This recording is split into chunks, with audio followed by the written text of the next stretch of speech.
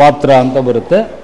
So ಆ point ಮೊದಲು board ಮೇಲೆ ಬರಿತೀನಿ, then will discuss it. Role of family, ಮೊದಲು ಕುಟುಂಬದ ಪಾತ್ರ ಬರುತ್ತೆ. And educational institutions in promoting ethics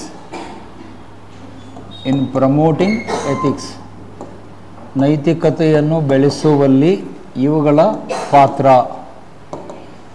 promoting ಅಂದರೆ ಬೆಳೆಸು, ಬಲಪಡಿಸು, ಬೆಳೆಸು ಅಂತ ಅರ್ಥ. ನೈತಿಕತೆಯನ್ನು ಬೆಳೆಸುವಲ್ಲಿ ಕುಟುಂಬದ ಪಾತ್ರ ಏನು, ಶೈಕ್ಷಣಿಕ ಸಂಸ್ಥೆಗಳ ಪಾತ್ರ ಏನು, ಅಲ್ಲಿ 2 ಪಾಯಿಂಟ್ಸನ್ನು ನೋಟ್ ಮಾಡಿ. ಒಂದು ಕುಟುಂಬ, family, the role of family first ಬರೋದು. ಸೆಕೆಂಡು ಶೈಕ್ಷಣಿಕ ಸಂಸ್ಥೆಗಳು. ಇಲ್ಲಿ ಶೈಕ್ಷಣಿಕ ಸಂಸ್ಥೆ ಅಂದರೆ ನೀವು ಯಾವುದೋ ಒಂದಕ್ಕೆ ಮಾತ್ರ ಸೀಮಿತ ಮಾಡ್ಕೊಳ್ಬೇಡಿ. It starts from your primary school ಬರುತ್ತೆ, ನಿಮ್ಮ ಹೈಸ್ಕೂಲುಗಳು ಬರ್ತವೆ, ಅದರ ವ್ಯಾಪ್ತಿಯಲ್ಲಿ ನಿಮ್ಮ ಕಾಲೇಜುಗಳು ಬರ್ತವೆ, ನಿಮ್ಮ ಯೂನಿವರ್ಸಿಟಿಗಳು ಬರ್ತವೆ, ವಿಶ್ವವಿದ್ಯಾಲಯಗಳು ಬರ್ತವೆ. ಎಲ್ಲ ಹಂತದಲ್ಲೂ ನೀವು ಕವರ್ ಮಾಡಬೇಕು.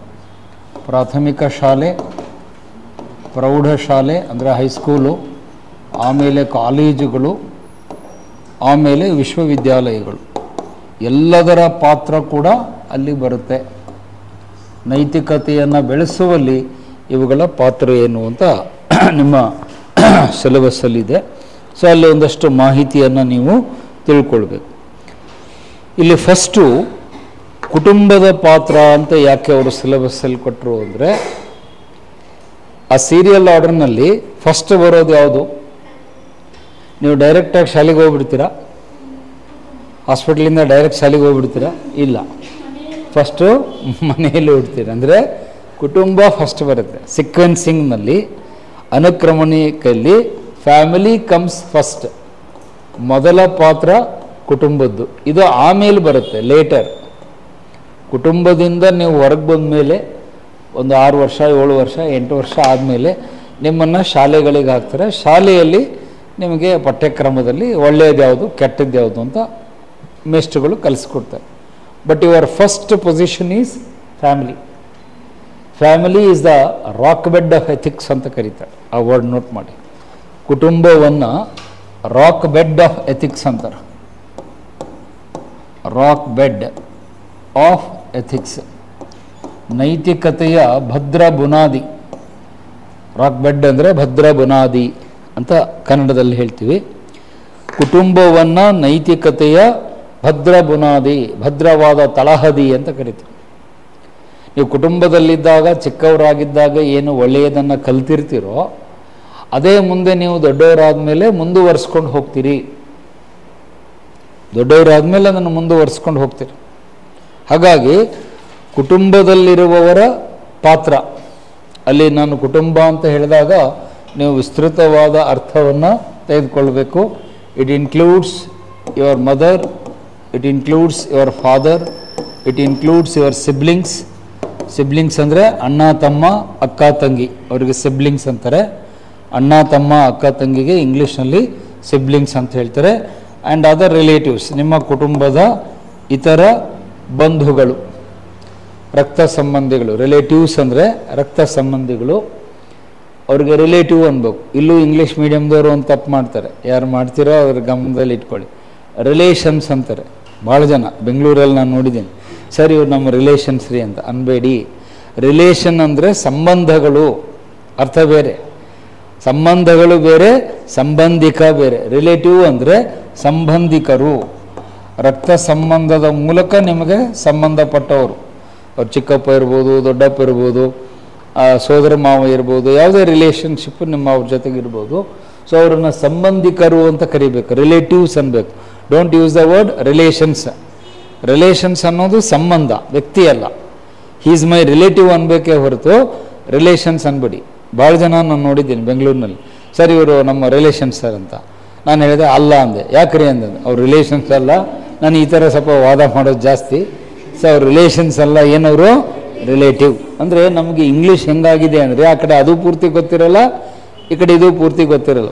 ಈ ಅಂತ ಧೋಬಿಕಾ ಕುತ್ತ ನಾ ಘರ್ಕ ನಾ ಘಾಟ್ಕ ಅಗಸನ ಕತ್ತೆ ಮನೇನೂ ಕೈಲಿಲ್ಲ ಬಟ್ಟೆನೂ ಕೈಲಿಲ್ಲ ಅನ್ನಂಗೆ ಆಗಬಾರ್ದು. ಸರಿಯಾಗಿ ನೀವು ಒಂದು ಭಾಷೆ ಕಲ್ತ್ಕೊಂಡ್ರೆ ಸರಿ ಕಲ್ತ್ಕೊಳ್ಳಿ, ಕನ್ನಡ ಆಗಲಿ ಇಂಗ್ಲೀಷ್ ಆಗಲಿ ಸರಿಯಾಗಿ ಕಲ್ತ್ಕೊಳ್ಳಿ.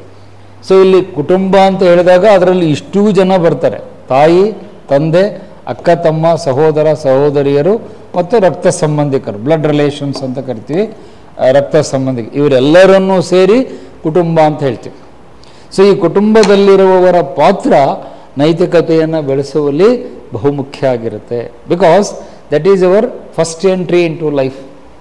ನಾವು ಈ ಪ್ರಪಂಚಕ್ಕೆ ಭೂಮಿಗೆ ಎಂಟ್ರಿಯನ್ನು ಕೊಡುವುದೇ ಕುಟುಂಬದ ಮೂಲಕ. ನಾವು ಈ ಭೂಮಿಗೆ ಕಣ್ಣು ತೆರೆದು ನೋಡಿ ಬಂದಾಗ ನಮ್ಮ ಕಣ್ಣಿಗೆ ಫಸ್ಟ್ ಕಾಣಿಸುವುದೇ ತಾಯಿ. ತಾಯಿಯೇ ಮೊದಲ ದೇವರು. ಮದರ್ ಈಸ್, ಅದಕ್ಕೆ ನೋಡಿ ನಮ್ಮ ವೇದಗಳು ಕೂಡ ಏನಂತ ಹೇಳ್ತವೆ, ಮಾತೃದೇವೋಭವ.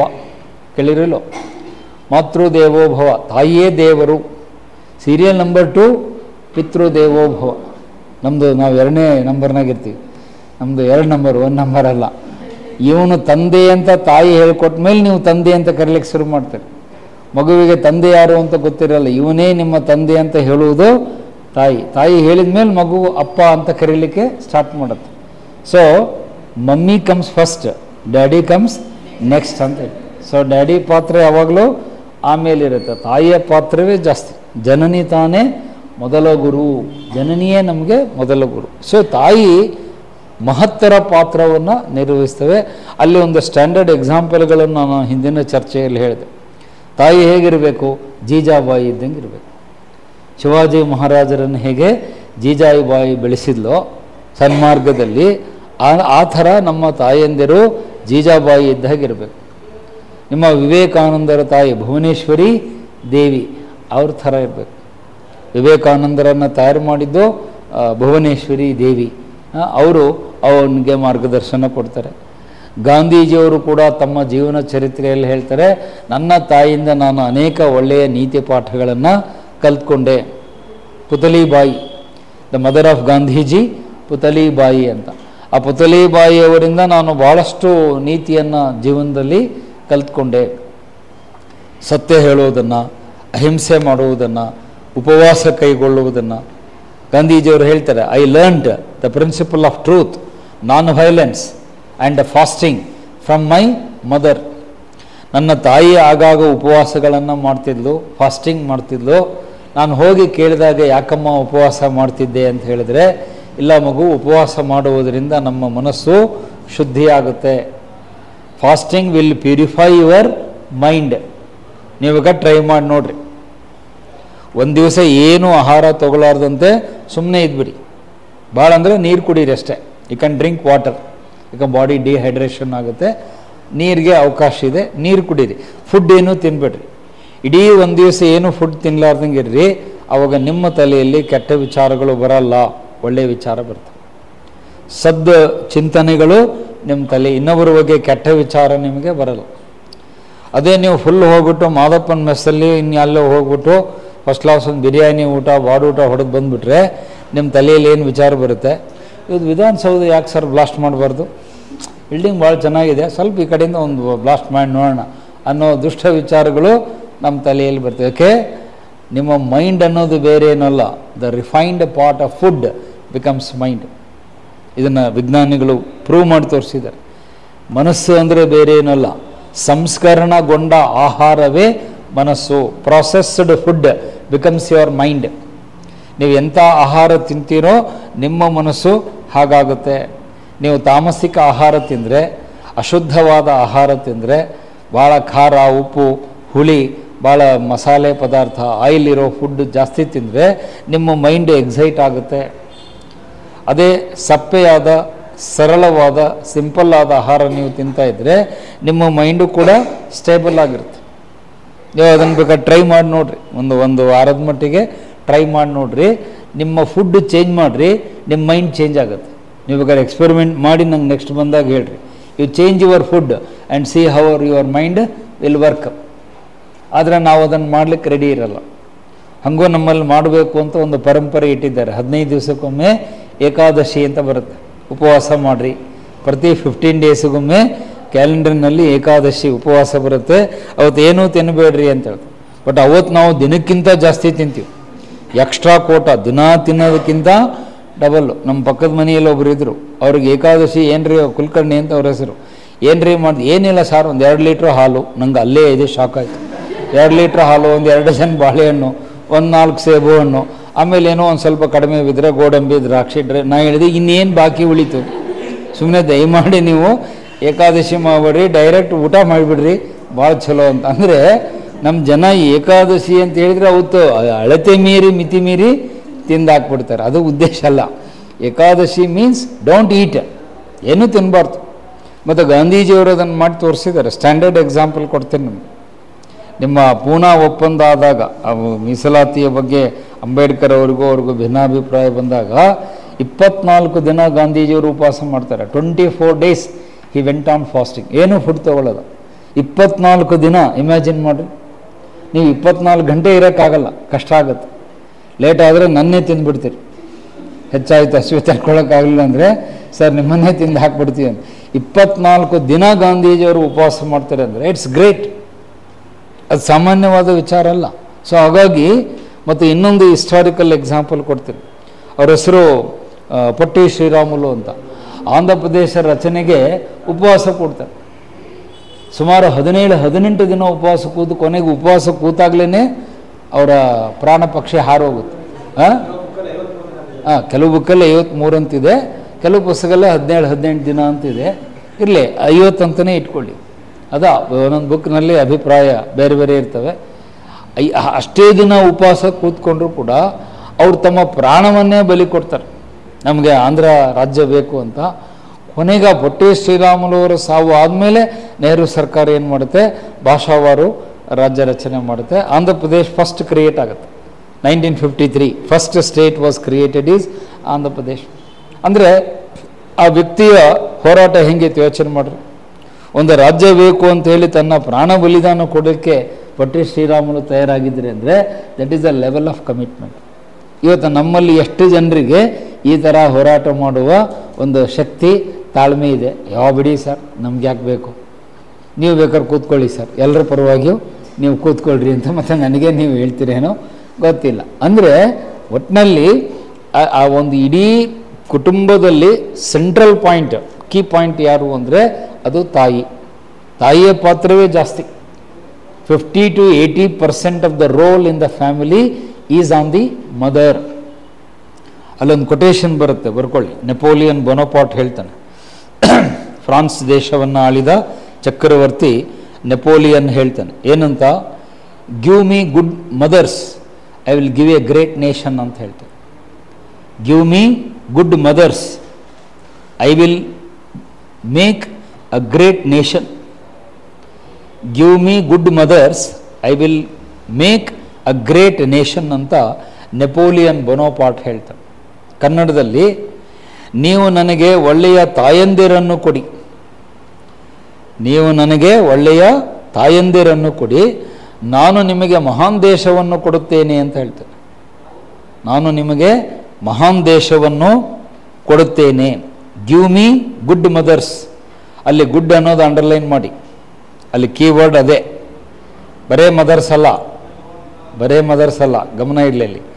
Give me good mothers I will give you a great nation. ನನಗೆ ಒಳ್ಳೆಯ ತಾಯಂದಿರನ್ನು ಕೊಡಿ, ನಾನು ನಿಮಗೆ ಒಂದು ಒಳ್ಳೆಯ ಅದ್ಭುತವಾದ ಮಹಾನ್ ದೇಶವನ್ನು ಕೊಡ್ತೇನೆ. ಅಂದ್ರೆ ಆ ನೆಪೋಲಿಯನ್ನ ಮಾತಿನ ಅರ್ಥ ಏನು? ಮಹಾನ್ ದೇಶವನ್ನು ಕಟ್ಟುವವರು ಯಾರು? ತಾಯಂದಿರು. It is the mother who is the builder of nation. ನಿಮ್ಮ ರಾಷ್ಟ್ರವನ್ನು ಕಟ್ಟುವವರು ಯಾರು ಅಂದರೆ ತಾಯಂದಿರೇ. ಅಲ್ಟ್ರಾಟೆಕ್ ಸಿಮೆಂಟ್ ಅಲ್ಲ, ಬಿರ್ಲಾ ಸಿಮೆಂಟ್ ಅಲ್ಲ, 53 ಗ್ರೇಡ್ ಸಿಮೆಂಟು ಅಂತ ಟಿ ವಿ ಅಡ್ವರ್ಟೈಸ್ಮೆಂಟ್ ತೋರಿಸ್ತಾರಲ್ಲ. ನಿಮ್ಮ ದೇಶವನ್ನು ಅಲ್ಟ್ರಾಟೆಕ್ ಸಿಮೆಂಟಿಂದ ಕಟ್ಟಲಿಕ್ಕಾಗಲ್ಲ, ತಾಯಂದಿರುಗಳು ಕಟ್ಟಬೇಕು. ಮಕ್ಕಳಿಗೆ ನೀತಿ ಪಾಠವನ್ನು ಹೇಳ್ಕೊಳ್ಬೇಕು. ಮಗುಗೆ ಯಾವುದು ಸರಿ ಯಾವುದು ತಪ್ಪು. ಮಗು ಚಿಕ್ಕದಿದ್ದಾಗ ಏನಾದರೂ ಸಾಮಾನು ಕಳ್ತನ ಮಾಡ್ಕೊಂಬಂದರೆ ತಾಯಿ ಆದವರು ಬೈದು ಹೇಳಬೇಕು. ಸಣ್ಣ ಮಕ್ಕಳು ಮಾಡ್ತಾರೆ ನೋಡಿ, ಪ್ರೈಮರಿ ಸ್ಕೂಲಲ್ಲಿ ನೀವೆಲ್ಲ ನೋಡಿತೀರಿ. ಪೆನ್ಸಿಲ್ ಕದಿಯೋದು, ರಬ್ಬರ್ ಕದಿಯೋದು, ಅವನು ಏನೋ ಮೆಂಡರ್ ಇಟ್ಕೊಂಡು ಬ್ಯಾಗಲ್ಲಿ ಬರೋದು, ಮಕ್ಕಳು ಮಾಡೇ ಮಾಡ್ತಾರೆ. ಅದಕ್ಕೆ ಅವರಿಗೆ ಮಕ್ಕಳು ಅಂತ ಕರೆಯೋದು. ಅವಾಗ ತಾಯಿ ಆದವರು ಹೇಳಬೇಕು, ಈ ಥರ ಮಾಡೋದು ತಪ್ಪು, ಇದು ಯಾರ ಬ್ಯಾಗಿಂದ ತಂದೆ, ಅದಕ್ಕೆ ಸಾರಿ ಕೇಳು, ಹೋಗಿ ನಾಳೆ ಅವನಿಗೆ ಕೊಟ್ಟು ಸಾರಿ ಕೇಳ್ಕೊ, ಇನ್ನೊಂದು ಸರಿ ತಂದರೆ ನಿನಗೆ ಟೀಚರ್ ಮುಂದೆ ಹೇಳಿ ಪನಿಷ್ಮೆಂಟ್ ಮಾಡಬೇಕಾಗುತ್ತೆ ಅಂತ ತಾಯಿ ಹೇಳಬೇಕು. ಇವತ್ತು ನಮ್ಮ ತಾಯಿ ಅಂದರೆ ಹಂಗೆ ಮಾಡಲ್ಲ. ಪೆನ್ಸಿಲ್ ತಂದಿಯಾ, ನಾಳೆ ಪೆನ್ನು ತೊಗೊಂಡ್ಬಾ, ನಾಳೆ ನೆಕ್ಸ್ಟ್ ಕಂಪಾಸ್ ಬಾಕ್ಸೇ ಹೊತ್ಕೊಂಬ, ನಾಳೆ ಫುಲ್ ಅವ್ನ ಬ್ಯಾಗೇ ಎತ್ತಾಕೊಂಡು ಬಾ ಅಂತ ನಾವೇ ಅವನಿಗೆ ತಪ್ಪು ದಾರಿ ಹೇಳಿದರೆ ಮಗು ಇವತ್ತು ಬ್ಯಾಗ್ ಕದಿಯುತ್ತೆ, ನಾಳೆ ಏನು ಮಾಡುತ್ತೆ, ದೊಡ್ಡ ದೊಡ್ಡ ಕೆಲಸಗಳನ್ನು ಮಾಡುತ್ತೆ. ಇವತ್ತು ಸಣ್ಣ ಕಳ್ತನ ಮಾಡುವ ಮಗು ನೀವು ಅದನ್ನು ತಿದ್ದಲಿಲ್ಲ ಅಂದರೆ ಮುಂದೆ ಅದು ದೊಡ್ಡ ಅಪರಾಧಿ ಆಗುತ್ತೆ. ಅವನೇ ದೊಡ್ಡ ಮರ್ಡರರ್ ಆಗ್ತಾನೆ, ರೇಪಿಸ್ಟ್ ಆಗ್ತಾನೆ, ದರೋಡೆಖೋರ ಆಗ್ತಾನೆ, ರಾಬರರ್ ಆಗ್ತಾನೆ. ಆಮೇಲೆ ನೀವು ಅಯ್ಯೋ ಸರ್ ನಮ್ಮ ಮಗ ಹಿಂಗೆ ಮಾಡಿಬಿಟ್ಟ ಅಂದರೆ ಅದನ್ನು ಬೆಳೆಸಲಿಕ್ಕೆ ಬಿಟ್ಟವ್ರು ಯಾರು? ನೀವು ತಾನೆ. ಚಿಕ್ಕವರಿದ್ದಾಗ ನೀವು ಅದನ್ನು ತಿದ್ದಬೇಕು. ಚಿಕ್ಕವರಿದ್ದಾಗಲೇ ನೀವು ಅದನ್ನು ತಿದ್ದಬೇಕು. ಸಸಿ ಆಗಿದ್ದಾಗಲೇ ಅದಕ್ಕೆ ಡಿಸಿಪ್ಲಿನ್ ಕಲಿಸ್ಬೇಕು. ನೀನು ಮಾಡಿದ್ದು ತಪ್ಪು. ನೋಡಿ, ಈಗ ಅಲ್ಲಿ ಇದಕ್ಕೆ ಲಿಂಕ್ ಮಾಡಿ ಹೇಳ್ತೀನಿ, ಈ ಪಾಯಿಂಟಿಗೆ ಲಿಂಕ್ ಮಾಡಿ ಹೇಳ್ತೀನಿ, ಬೇಗ ಅರ್ಥ ಆಗಲಿ ಅನ್ನೋದಕ್ಕೆ. ಹಿಂದಿನ ಕಾಲದಲ್ಲಿ ರಾಜ ಮಹಾರಾಜರು ತಮ್ಮ ಮಕ್ಕಳನ್ನು ಶಿಕ್ಷಣಕ್ಕೆ ಎಲ್ಲಿ ಕಳಿಸ್ತಿದ್ರು? ಗುರುಕುಲಕ್ಕೆ ಕಳಿಸ್ತಿದ್ರು. ಚಕ್ರವರ್ತಿಗಳು ಕೂಡ ತಮ್ಮ ಮಕ್ಕಳನ್ನು ಋಷಿ ಮುನಿಗಳ ಹತ್ರ ಕಳಿಸಿ ಅಲ್ಲಿ 6 ವರ್ಷ 8 ವರ್ಷ ಇದ್ದು ಎಲ್ಲ ವಿದ್ಯೆ ಕಲ್ತ್ಕೊಂಬ ಅಂತ ಕಲಿಸ್ತಿದ್ರು. ನಿಮ್ಮ ಇದರಲ್ಲಿ ಬರುತ್ತೆ ರಾಮಾಯಣದಲ್ಲಿ. ದಶರಥ ತನ್ನ ಮಕ್ಕಳನ್ನು ಇವರು ವಿಶ್ವಾಮಿತ್ರ ಋಷಿಗಳ ಹತ್ರ ಕಲಿಸ್ಕೊಡ್ತಾನೆ, ನೀವು ಅಲ್ಲಿದ್ದೇ ಕಲೀರಿ ಅಂತ. ಯಾಕೆ ಈ ಪರಿಪಾಠ ಹಾಕಿದ್ದಾರೆ ಅಂದರೆ, ತಂದೆ ತಾಯಿಗಳು ಇದ್ದಲ್ಲೇ ಮಕ್ಕಳನ್ನು ಬಿಟ್ಟರೆ ಮಕ್ಕಳು ಶಿಸ್ತು ಕಲಿಯಲ್ಲ. ಸೊ ನಾವು ತಾಯಿ ಏನು ಮಾಡ್ತಾಳೆ, ವ್ಯಾಮೋಹ ಇರುತ್ತೆ ತಾಯಿಗೆ, ಅಫೆಕ್ಷನ್ ಇರುತ್ತೆ, ನನ್ನ ಮಗ ಅಂತ ಪ್ರೀತಿ ಇರುತ್ತೆ. ಆ ಪ್ರೀತಿಯಲ್ಲಿ ಎಷ್ಟೋ ಸಾರಿ ನಾವು ತಪ್ಪು ಮಾಡುವುದನ್ನು ಮನ್ನಿಸ್ಬಿಡ್ತೀವಿ. ಲವ್ ಈಸ್ ಬ್ಲೈಂಡ್ ಅಂತಾರೆ. ಪ್ರೀತಿ ಒಮ್ಮೊಮ್ಮೆ ಕುರುಡಾಗ್ಬಿಡುತ್ತೆ. ನಮ್ಮ ಮಗು ಮಾಡಿದ್ದು ತಪ್ಪಂತ ಗೊತ್ತಿದ್ರು ನನ್ನ ಮಗ ಅನ್ನೋ ಕಾರಣಕ್ಕೆ ನಾವು ಸುಮ್ಮನೆ ಆಗ್ಬಿಡ್ತೀವಿ, ಇರ್ಲಿ ಬಿಡ್ರಿ ಅಂದ್ಬಿಡ್ತೀವಿ. ಬಟ್ ಗುರು ಆದವನು ಹಾಗೆ ಮಾಡಲ್ಲ. ಗುರು ಆದವನು ಹಾಗೆ ಮಾಡಲ್ಲ. ತಪ್ಪು ತಪ್ಪೇ, ಗುರು ಶಿಕ್ಷೆ ಕೊಡ್ತಾನೆ. ಸೊ ರಾಜರ ಮಕ್ಕಳು ಕೂಡ ಗುರುಕುಲಕ್ಕೆ ಹೋಗಿ ಅರಣ್ಯದಲ್ಲಿ ಇದ್ದು ಅವರು ವಿದ್ಯೆಗಳನ್ನು ಕಲ್ತ್ಕೊಂಡು ಬರ್ತಿದ್ರು. ಗುರುವಿನ ಮಾತನ್ನು ಯಾರೂ ಮೀರ್ತಿದ್ದಿರಲಿಲ್ಲ. ಅದಕ್ಕೆ ಪುರಂದರದಾಸರು ಕೀರ್ತನೆಯಲ್ಲಿ ಹೇಳ್ತಾರೆ, ಗುರುವಿನ ಗುಲಾಮನಾಗುವ ತನಕ ದರೆಯ ದಣ್ಣ ಮುಕುತಿ ಅಂತ ಹಾಡಿದ್ದಾರೆ. ನಿಮ್ಮ ಗುರುವಿಗೇ ನೀವು ಶರಣಾಗಬೇಕು. ಗುರು ಅಂದರೆ ಯಾರು ನಿಮಗೆ ಒಳಿತು ಕೆಡುತನ್ನು ತಿಳಿಸ್ಕೊಡ್ತಾರೆ, ಯಾರು ಬುದ್ಧಿ ಹೇಳ್ತಾರೆ. Guru is one who guides you on what is wrong and what is right, what is good and what is bad. ಗುರು ಅನ್ನೋದಕ್ಕೆ ಬಹಳ ಅರ್ಥ ಇದೆ. ಇಲ್ಲಿ ಬೆಂಗಳೂರಿನಲ್ಲಿ ದಾರಿಗೋವರಿಗೆಲ್ಲ ಗುರು ಅಂತಾರೆ. ಆಟೋ ಓಡಿಸೋನು ಏನು ಗುರು ಅಂತಾನೆ, ಹೌದಾ? ಆಟೋ ಡ್ರೈವರ್ಗಳು ಏನು ಗುರು ಅಂತಾರೆ. ಆ ಅರ್ಥದಲ್ಲಿ ಗುರು ಅಲ್ಲ. ಇಲ್ಲಿ ಸುಮ್ಮನೆ ಜನರಲ್ ಡೈಲಾಗ್ನಲ್ಲಿ ಜನ ಮಾತಾಡ್ತಾರೆ. ನಾನು ಫಸ್ಟ್ ಟೈಮ್ ಬೆಂಗಳೂರಿಗೆ ಬಂದಾಗ ನನಗೆ ಈ ವಿಷಯ ಗೊತ್ತೇ ಇರಲಿಲ್ಲ. ನಾನು ಫಸ್ಟ್ ಬೆಂಗಳೂರಿಗೆ ಬಂದಿದ್ದು 1989. ಬಂದು ಮೆಜೆಸ್ಟಿಕ್ಕಿಗೆ ಇಳಿದೆ. ಒಬ್ಬ ಆಟೋ ಡ್ರೈವರ್ ಬಂದು ಹೇಳ್ದ, ಏನು ಗುರು ಎಲ್ಲಿ ಹೋಗ್ತೀಯ ಅಂತ. ನನಗೆ ಆಶ್ಚರ್ಯ ಆಯಿತು, ನಾನು ಗುರು ಅನ್ನೋದು ಇವನಿಗೆ ಹೆಂಗೆ ಗೊತ್ತಾಯಿತು? ಫಸ್ಟ್ ಟೈಮ್ ನಾನು ಬೆಂಗಳೂರಿಗೆ ಬರ್ತಿದ್ದೆ, ನನ್ನ ಮುಖ ಕೂಡ ನೋಡಿಲ್ಲ, ನಾನು ಗುರು ಅನ್ನೋದು ಇವನಿಗೆ ಹೆಂಗೆ ಗೊತ್ತಾಯಿತು ಅಂತ. ಆಮೇಲೆ ಆಟೋ ಡ್ರೈವರ್ ಹೇಳ್ದ, ಇಲ್ಲ ಅಣ್ಣ, ಇಲ್ಲಿ ಬೆಂಗಳೂರಿನಲ್ಲಿ ನಾವು ಮಾತಾಡುವ ಸ್ಟೈಲೇ ಹಿಂಗೆ, ಎಲ್ರಿಗೂ ಗುರು ಅಂತ ಮಾತಾಡಿಸ್ತೀವಿ ಅಂತ ಆಮೇಲೆ ಗೊತ್ತಾಯ್ತು ನನಗೆ, ಮೊದಲು ಗೊತ್ತಾಗಲಿಲ್ಲ. ಸೊ ಹಂಗಾಗಿ ಗುರು ಅಂದರೆ ಆ ಅರ್ಥದಲ್ಲಲ್ಲ. ಗುರು ಅಂದರೆ ನಮ್ಮಲ್ಲಿ ಶ್ಲೋಕ ಇದೆ, ಗುರು ಬ್ರಹ್ಮ ಗುರು ವಿಷ್ಣು ಗುರುರ್ದೇವೋ ಮಹೇಶ್ವರ ಗುರು ಸಾಕ್ಷಾತ್ ಪರಬ್ರಹ್ಮ ತಸ್ಮೈ ಶ್ರೀ ಗುರುವೇ ನಮಃ. ಗುರುವಿಗೆ ಅಷ್ಟು ದೊಡ್ಡ ಸ್ಥಾನವನ್ನು ಕೊಟ್ಟಿದ್ದಾರೆ. ಎಲ್ಲರಿಗಿಂತ ಶ್ರೇಷ್ಠ ಸ್ಥಾನ ಗುರುಗಳಿಗೆ ಕೊಟ್ಟಿದೆ. ಯಾಕಂದರೆ ಗುರು ಸರಿಯಾವುದು ಕೆಟ್ಟದ್ದು ಯಾವುದು ಅನ್ನೋದನ್ನು ತಿಳಿಸ್ಕೊಡ್ತಾನೆ. ಗುರುವಿಗೆ ಬಹಳ ಪೂಜ್ಯವಾದ ಸ್ಥಾನವನ್ನು ನಮ್ಮ ಸಂಸ್ಕೃತಿಯಲ್ಲಿ ಕೊಟ್ಟಿದ್ದೇವೆ.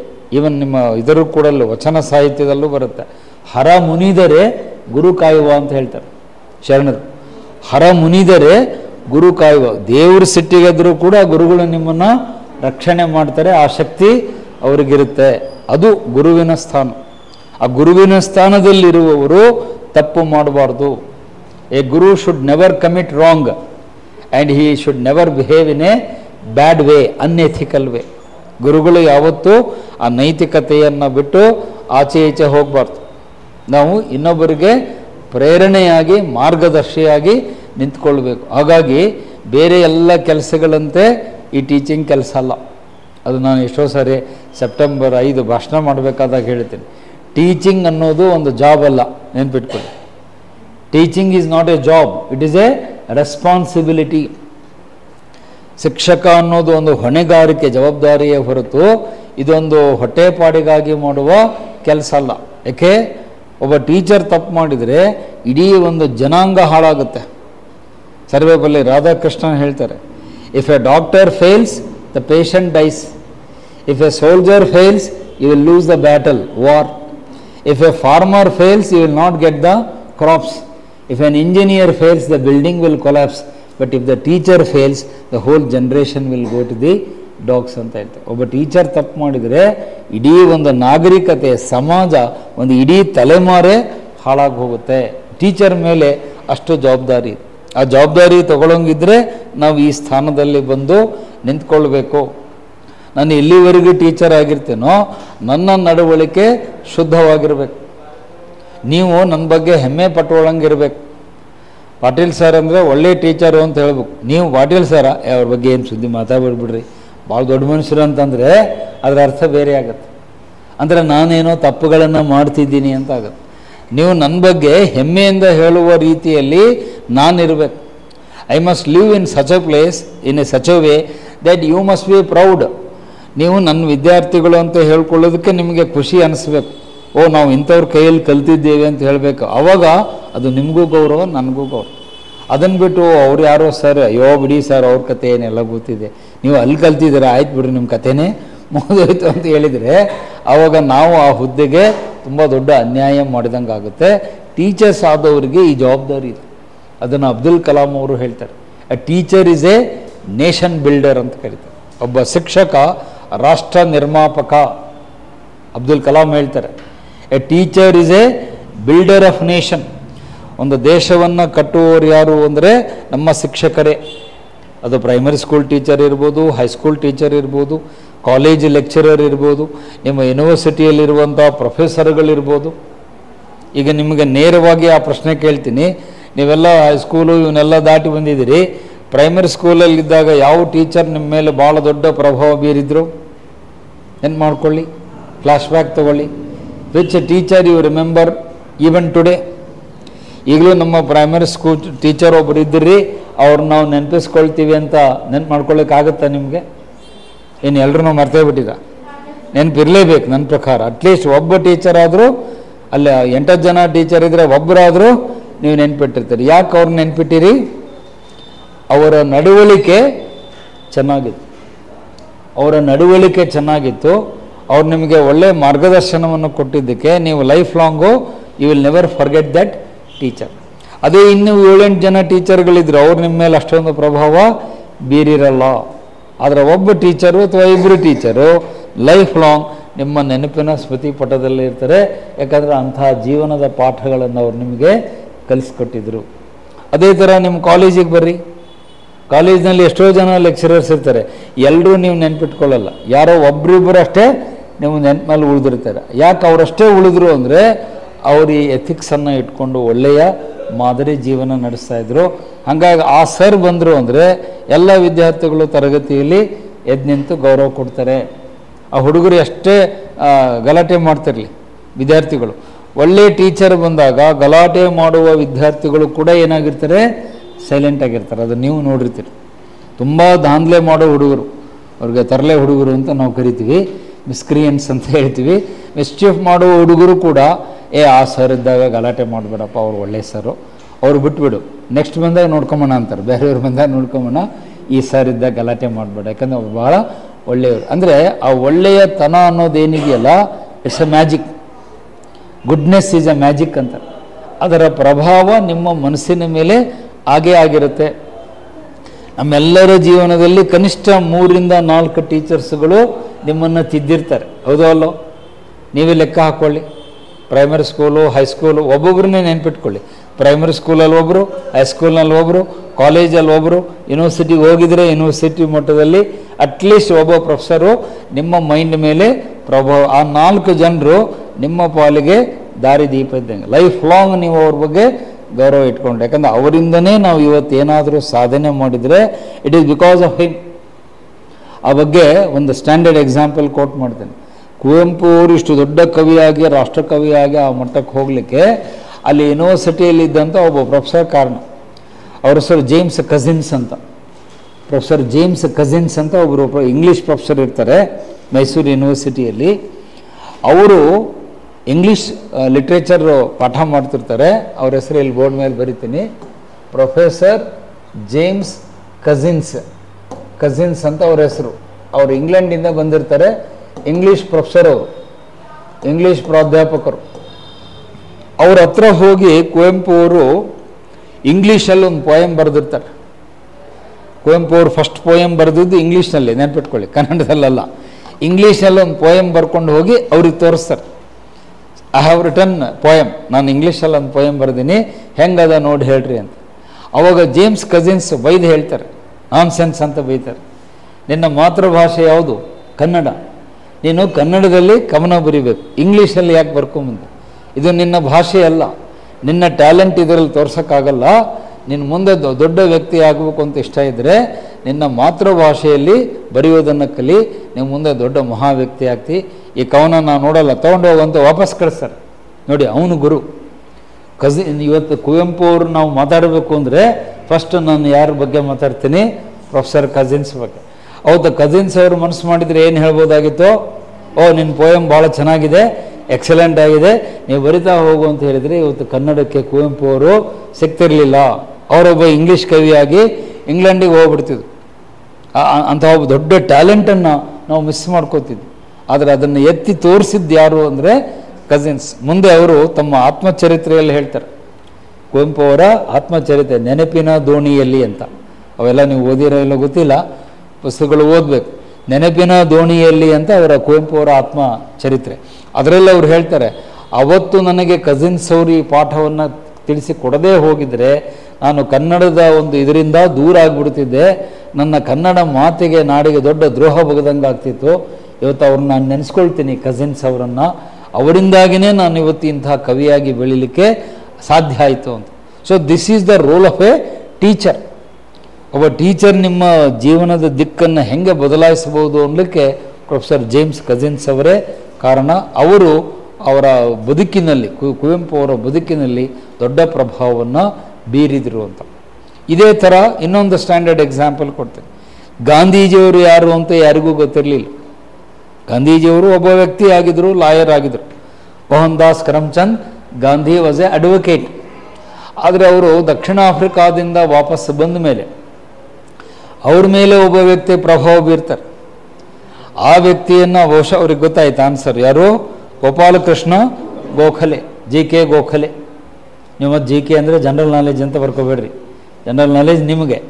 ಅವ್ರ ಹೆಸರೇ JK ಅಂದರೆ ಗೋಪಾಲಕೃಷ್ಣ ಗೋಖಲೆ. ಅವರು ಗಾಂಧೀಜಿಯವರಿಗೆ ಅಡ್ವೈಸ್ ಮಾಡ್ತಾರೆ, ನೀನು ನಿಜವಾಗಿಯೂ ನಿನ್ನ ದೇಶಕ್ಕಾಗಿ ಹೋರಾಟ ಮಾಡಬೇಕು ಅನ್ನೋದಾದರೆ ಸ್ವಾತಂತ್ರ್ಯ ಹೋರಾಟಕ್ಕೆ ನೀನು ಪಾಲ್ಗೊಳ್ಳು. ಅವರು ಲಾಯರ್ ಆಗಿರ್ತಾರೆ, ಬಂದು ಅಹಮದಾಬಾದ್ ಕೋರ್ಟಲ್ಲಿ ವಕೀಲಿಕೆ ವೃತ್ತಿ ಮಾಡಲಿಕ್ಕೆ ಹೋಗ್ತಿರ್ತಾರೆ. ಅವ್ರನ್ನ ಕರೆದು ಗೋಖಲೆ ಅವರು ಹೇಳ್ತಾರೆ, why are you going to court? ನೀ ಯಾಕೆ ಕೋರ್ಟಿಗೆ ಹೋಗ್ತೀಯ ಅಂತ ಗಾಂಧೀಜಿಯವ್ರನ್ನ ಕೇಳಿದಾಗ ಅವ್ರು ಹೇಳ್ತಾರೆ, to get justice for my client. ನನ್ನ ಕಕ್ಷಿದಾರನಿಗೆ ನ್ಯಾಯವನ್ನು ಕೊಡಿಸಲಿಕ್ಕೆ ನಾ ಕೋರ್ಟಿಗೆ ಹೋಗ್ತೀನಿ ಅಂತ ಹೇಳ್ತಾರೆ. ಅವಾಗ ಗೋಖಲೆ ಅವರು ಹೇಳ್ತಾರೆ, the whole India is your client.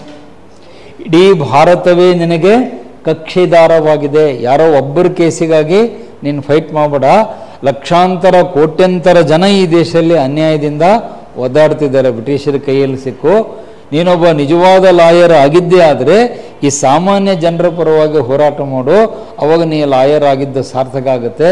ಇಲ್ಲ ಅಂದರೆ ವೇಸ್ಟ್, ಅದಕ್ಕೆ ಅರ್ಥನೇ ಇಲ್ಲ ಅಂತ ಹೇಳ್ತಾರೆ. ಆ ಮಾತು ಗಾಂಧೀಜಿಯವರಿಗೆ ಮನಸ್ಸಿಗೆ ನಾಟುತ್ತೆ. It touched the heart of Gandhiji. ಹೌದಲ್ಲ, ನಾನು ಎಂಥ ತಪ್ಪು ಮಾಡಿಬಿಟ್ಟೆ. ಅವಾಗ ತಮ್ಮ ಡೈರಿಯಲ್ಲಿ ಅವ್ರು ಹೇಳ್ತಾರೆ, ಗೋಖಲೆ ಓಪನ್ಡ್ ಮೈ ಇನ್ನರ್ ಐಸ್. ನನ್ನ ಅಂತರಂಗದ ಕಣ್ಣುಗಳನ್ನು ತೆರೆಸಿದ ಮಹಾನ್ ವ್ಯಕ್ತಿ ಯಾರು ಅಂದರೆ ಗೋಪಾಲಕೃಷ್ಣ ಗೋಖಲೆ. ಅವ್ರು ಹೇಳಿದ ಮಾತು ನನಗೆ ಬಹಳ ಪ್ರಭಾವ ಬೀರ್ತು. ಅದನ್ನು ಅವರು ತಮ್ಮ ಡೈರಿಯಲ್ಲಿ ಬರೀತಾರೆ. ಇದು ನಾನು ಹೇಳ್ತಿರೋದಲ್ಲ, ನೀವು ಅವರ ಜೀವನ ಚರಿತ್ರೆಯನ್ನು ಓದಬೇಕು. ಮೈ ಎಕ್ಸ್ಪೆರಿಮೆಂಟ್ಸ್ ವಿತ್ ಟ್ರೂತ್, ಸತ್ಯದೊಂದಿಗೆ ನನ್ನ ಪ್ರಯೋಗಗಳು ಅಂತ ಗಾಂಧೀಜಿಯವರ ಪುಸ್ತಕ ಇದೆ. ಅದರಲ್ಲಿ ಅವರು ಓಪನ್ ಆಗಿ ಹೇಳ್ತಾರೆ, ಅವತ್ತೇನಾದರೂ ಗೋಖಲೆಯವರು ಇದನ್ನು ಮಾಡದೇ ಹೋಗಿದರೆ ನಾನೊಬ್ಬ ವಕೀಲನಾಗಿ ಎಲ್ಲೋ ಹೋಗ್ಬಿಡ್ತಿದ್ದೆ, ನಾನು ಗಾಂಧಿ ಯಾರು ಅಂತ ಜಗತ್ತಿಗೆ ಗೊತ್ತೇ ಆಗ್ತಿರಲಿಲ್ಲ. ಹಾಗಾಗಿ ಗಾಂಧೀಜಿಯಂತಹ ವ್ಯಕ್ತಿಯನ್ನು ತಯಾರು ಮಾಡಿದ್ದು ಒಬ್ಬ ಗುರು, ಅದೇ ಗೋಪಾಲಕೃಷ್ಣ ಗೋಖಲೆ. ಅವರೇ ಅವರ ರಾಜಕೀಯ ಗುರು. ಅವರು ಇರಲಿಲ್ಲ ಅಂದರೆ ನಮಗೆ ಗಾಂಧೀಜಿಯವರು ಸಿಗ್ತಾನೇ ಇರಲಿಲ್ಲ. ಅದನ್ನ ಈವನ್ ಇತಿಹಾಸಕಾರ ಬಿಪಿನ್ ಚಂದ್ರ ಅವರು ಕೂಡ ಸಾಕ್ಷಿ ಕೊಡ್ತಾರೆ. ಹಿಸ್ಟ್ರಿ ಬುಕ್ಕಲ್ಲಿ ಬರುತ್ತೆ. ಪ್ರೊಫೆಸರ್ ಬಿಪಿನ್ ಚಂದ್ರ ಹೇಳ್ತಾರೆ, had there been no Gokhale there would have been no Gandhi. ಅವ್ರ ಸ್ಟೇಟ್ಮೆಂಟ್ ಇದು. Had there been no Gokhale there would have been no Gandhi. ಅಂದರೆ ಗೋಖಲೆಯವರು ಇರದಿದ್ದರೆ ಗಾಂಧೀಜಿಯವರು ನಮಗೆ ಸಿಗುತ್ತಲೇ ಇರಲಿಲ್ಲ ಅಂತ ಪ್ರೊಫೆಸರ್ ಬಿಪಿನ್ ಚಂದ್ರ ಇತಿಹಾಸಕಾರರು ತಮ್ಮ ಗ್ರಂಥದಲ್ಲಿ ಹೇಳ್ತಾರೆ. Had there been no Gokhale there would have been no Gandhi. Gokhale ಇಲ್ಲ ಅಂದರೆ ಗಾಂಧೀಜಿಯವರು ನಮಗೆ ಸಿಗ್ತಾನೆ ಇರಲಿಲ್ಲ. ಅವರು ಎಲ್ಲೋ ಒಬ್ಬ ಲಾಯರ್ ಆಗಿ ಸಾಮಾನ್ಯ ವ್ಯಕ್ತಿಯಾಗಿ ಕಳೆದು ಹೋಗ್ಬಿಡ್ತಿದ್ರು. ಇವತ್ತು ಜಗತ್ತು ಯಾರು ಗಾಂಧೀಜಿಯವರ ಬಗ್ಗೆ ಚರ್ಚೆನೇ ಮಾಡ್ತಾ ಇರಲಿಲ್ಲ ಅಂತ ಬಿಪಿನ್ ಚಂದ್ರ ಎನ್ನುವ ಇತಿಹಾಸಕಾರ ಪುಸ್ತಕದಲ್ಲಿ ಹೇಳ್ತಾರೆ. ಸೊ ಹಾಗಾಗಿ ಆ ಎರಡೂ ಪಾಯಿಂಟ್ ಇಂಟರ್ ಕನೆಕ್ಟ್ ಯಾಕೆ ಮಾಡಿದೆ ಅಂದರೆ, ಕುಟುಂಬದಲ್ಲಿ ತಾಯಿಯ ಪಾತ್ರ ದೊಡ್ಡದು, ಅದರಲ್ಲಿ ಯಾವ ಅನುಮಾನವೂ ಬೇಡ.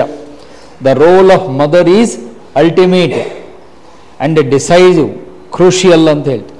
ತಾಯಿ ಮನಸ್ಸು ಮಾಡಿದರೆ ಅದ್ಭುತವಾದ ವ್ಯಕ್ತಿಯನ್ನು ತಯಾರು ಮಾಡಲಿಕ್ಕೆ ಸಾಧ್ಯ ಇದೆ. ಒಬ್ಬ ಛತ್ರಪತಿ ಶಿವಾಜಿ ಬರ್ತಾನೆ. ಒಬ್ಬ ಇನ್ನೊಂದು ಲಾಸ್ಟ್ ಎಕ್ಸಾಂಪಲ್ ಕೊಡ್ತೀನಿ, ನೀವೆಲ್ಲ ಹೈಸ್ಕೂಲ್ ದಿನಗಳಲ್ಲಿ ಆ ಕತೆ ಕೇಳಿರ್ತೀರಿ.